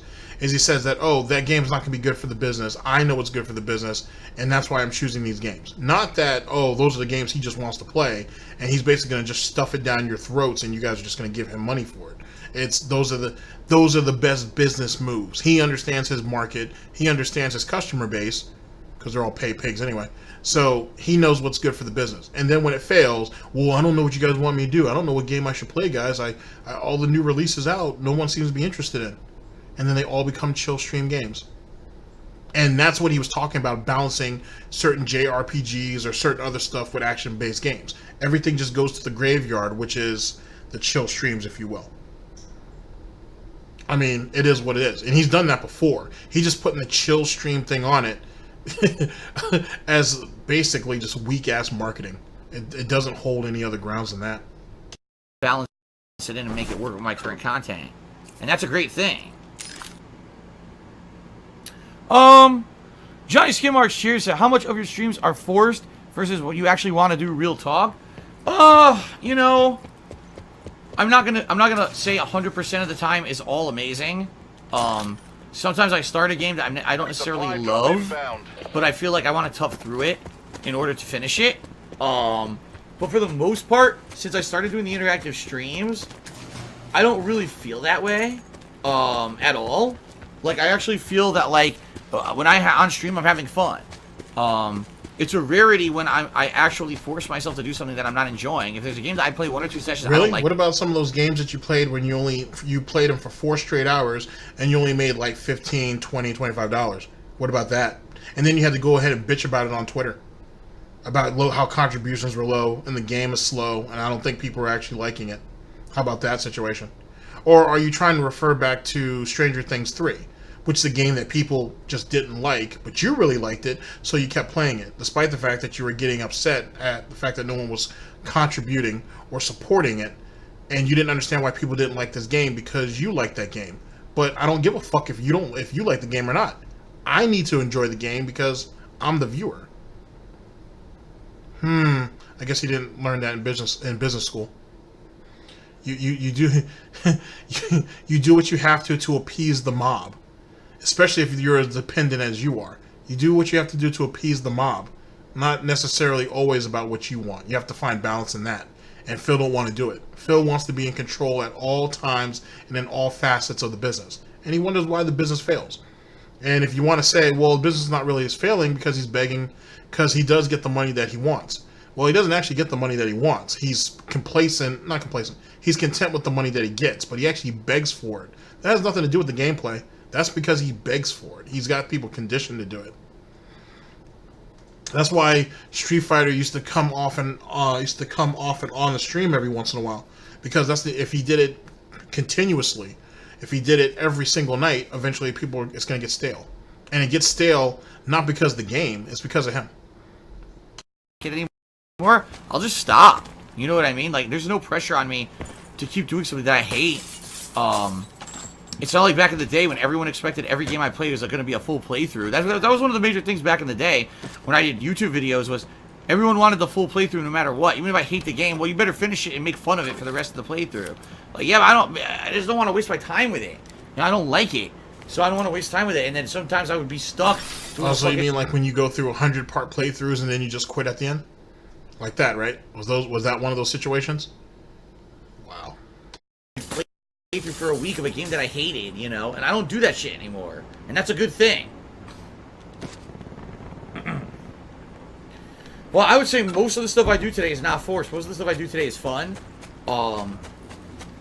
In fact, I'm trying to think, like, what was something that I really forced myself to do? Be advised. Further collapse expected. Relocate to safe zone.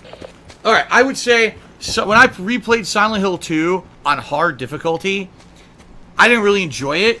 It was cool finally being able to accomplish it, and people saying, wow, you really did something that's known to be a very difficult thing, but I don't really feel like I got anything out of it, you know what I mean? I wanted to play Silent Hill 2 again. I would have loved to just play it at the regular difficulty, but so many people gave me shit about it, and said, no, if you're gonna replay it, you gotta do it on harder difficulty. So I did, and I tortured myself the whole fucking time. I mean, I beat the final boss with a pipe. I didn't even have any bullets. I beat the fuck out of it with a pipe. Tell me how many people did that. So a sense of accomplishment doesn't mean shit. I want money. I want you guys to give me all your money, and I want the game to be easy. I want it to be no stress, and you guys give me all the money that I feel that I deserve out of it. And he wonders why he's not held in high regard by anybody. Jesus. So I would say in that situation, yeah, remember when I played Resident Evil 2 on hardcore? Dude, there were parts of that were so tough. And I'll be honest, even though I enjoyed the hell out of the game and I think it's one of the best games of the year, playing it on hardcore made it stressful. Good. It was supposed to be stressful. It was supposed to show that it actually meant something, and you were trying to set out to accomplish something. To be perfectly honest with you, I didn't watch it through him. Obviously, I watched it through restreams. That shit was that was the entertaining as fuck watching him struggle. It was. It made it meaningful. It made all the money that he ended up earning through that playthrough, at least for the most part. I felt like to some degree he actually earned it. And all of his bitching and complaining and crying and the hundreds of deaths that he may have had, or at least 100 deaths, or if not more, that he had, I mean, it was worthwhile to me. I mean, I wasn't going to give him any money for it, but it was it was worthwhile for me. Right? And I don't always want to be stressed out. You know, if I'm going to play a game from Software, I know I'm going to be stressed out. I just know it. That's part of the experience of From Software game, is you're going to be stressed out, right? That they're made to be like that. I don't want to always be stressed out when I play a game. Sometimes I just want to fucking relax and have a good time. Johnny Skidmark Charity said, I only say that because you had so many playthroughs back in the day that ended in final fuck this. I was wondering if this was still a concern. You do realize that's completely the opposite of the actual truth. And if you believe that, you're actually believing, again, as I've said many times, blatant misinformation from people who take a snippet of truth and turn it into something true. Does this idiot not know there's a 7-hour video out there of every rage quit that he's done up to at least up till end of 2018, if not beginning of 2019. Does he not realize that 7 hours of every game that almost every game he's ever rage quit? But that's a lie, though. It never happened. You're missing. That was taken out of context. It was misconstrued. Okay.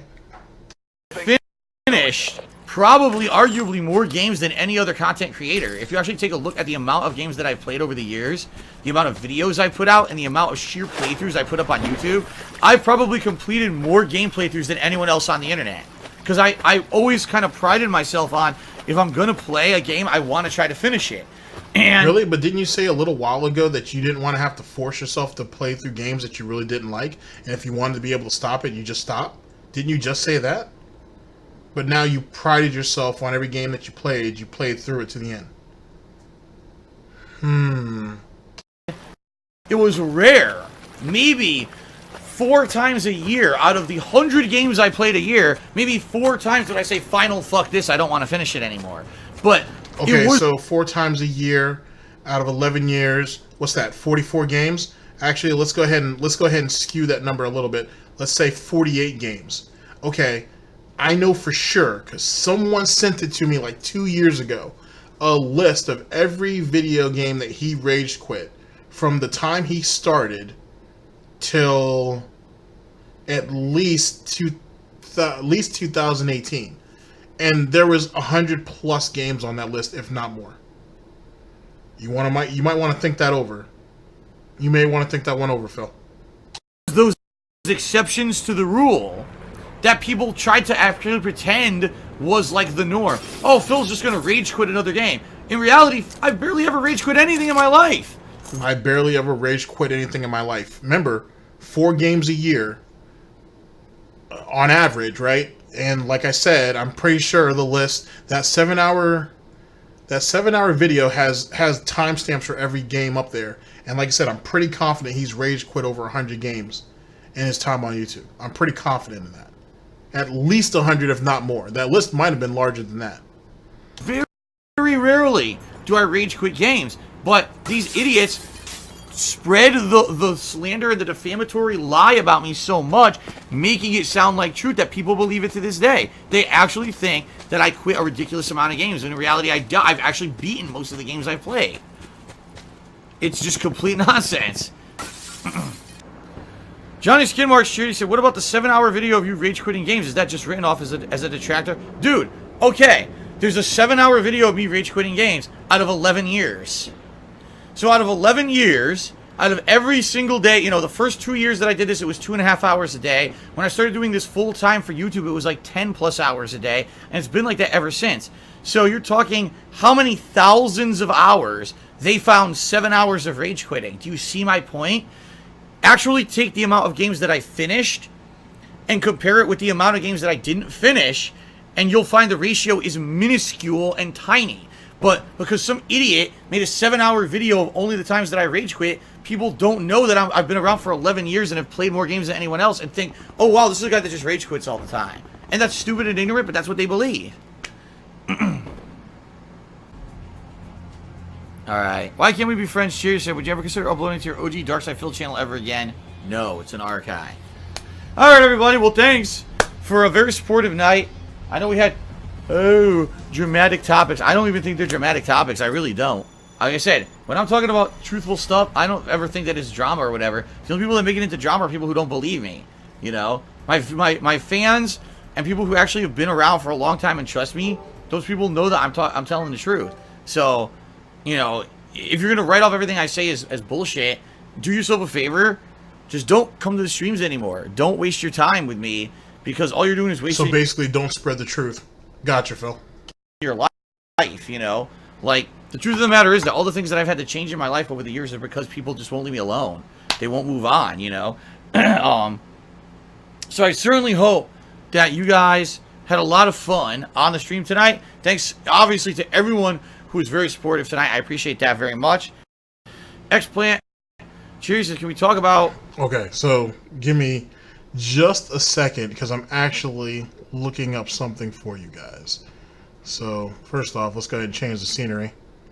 Let's drop that, and...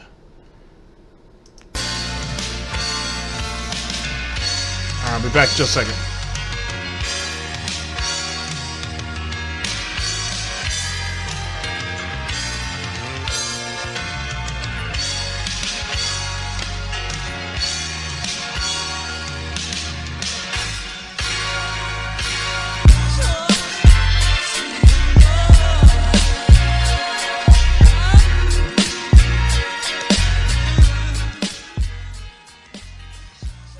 Okay, we back. So I did some quick research because I kind of want to make sure I have this right.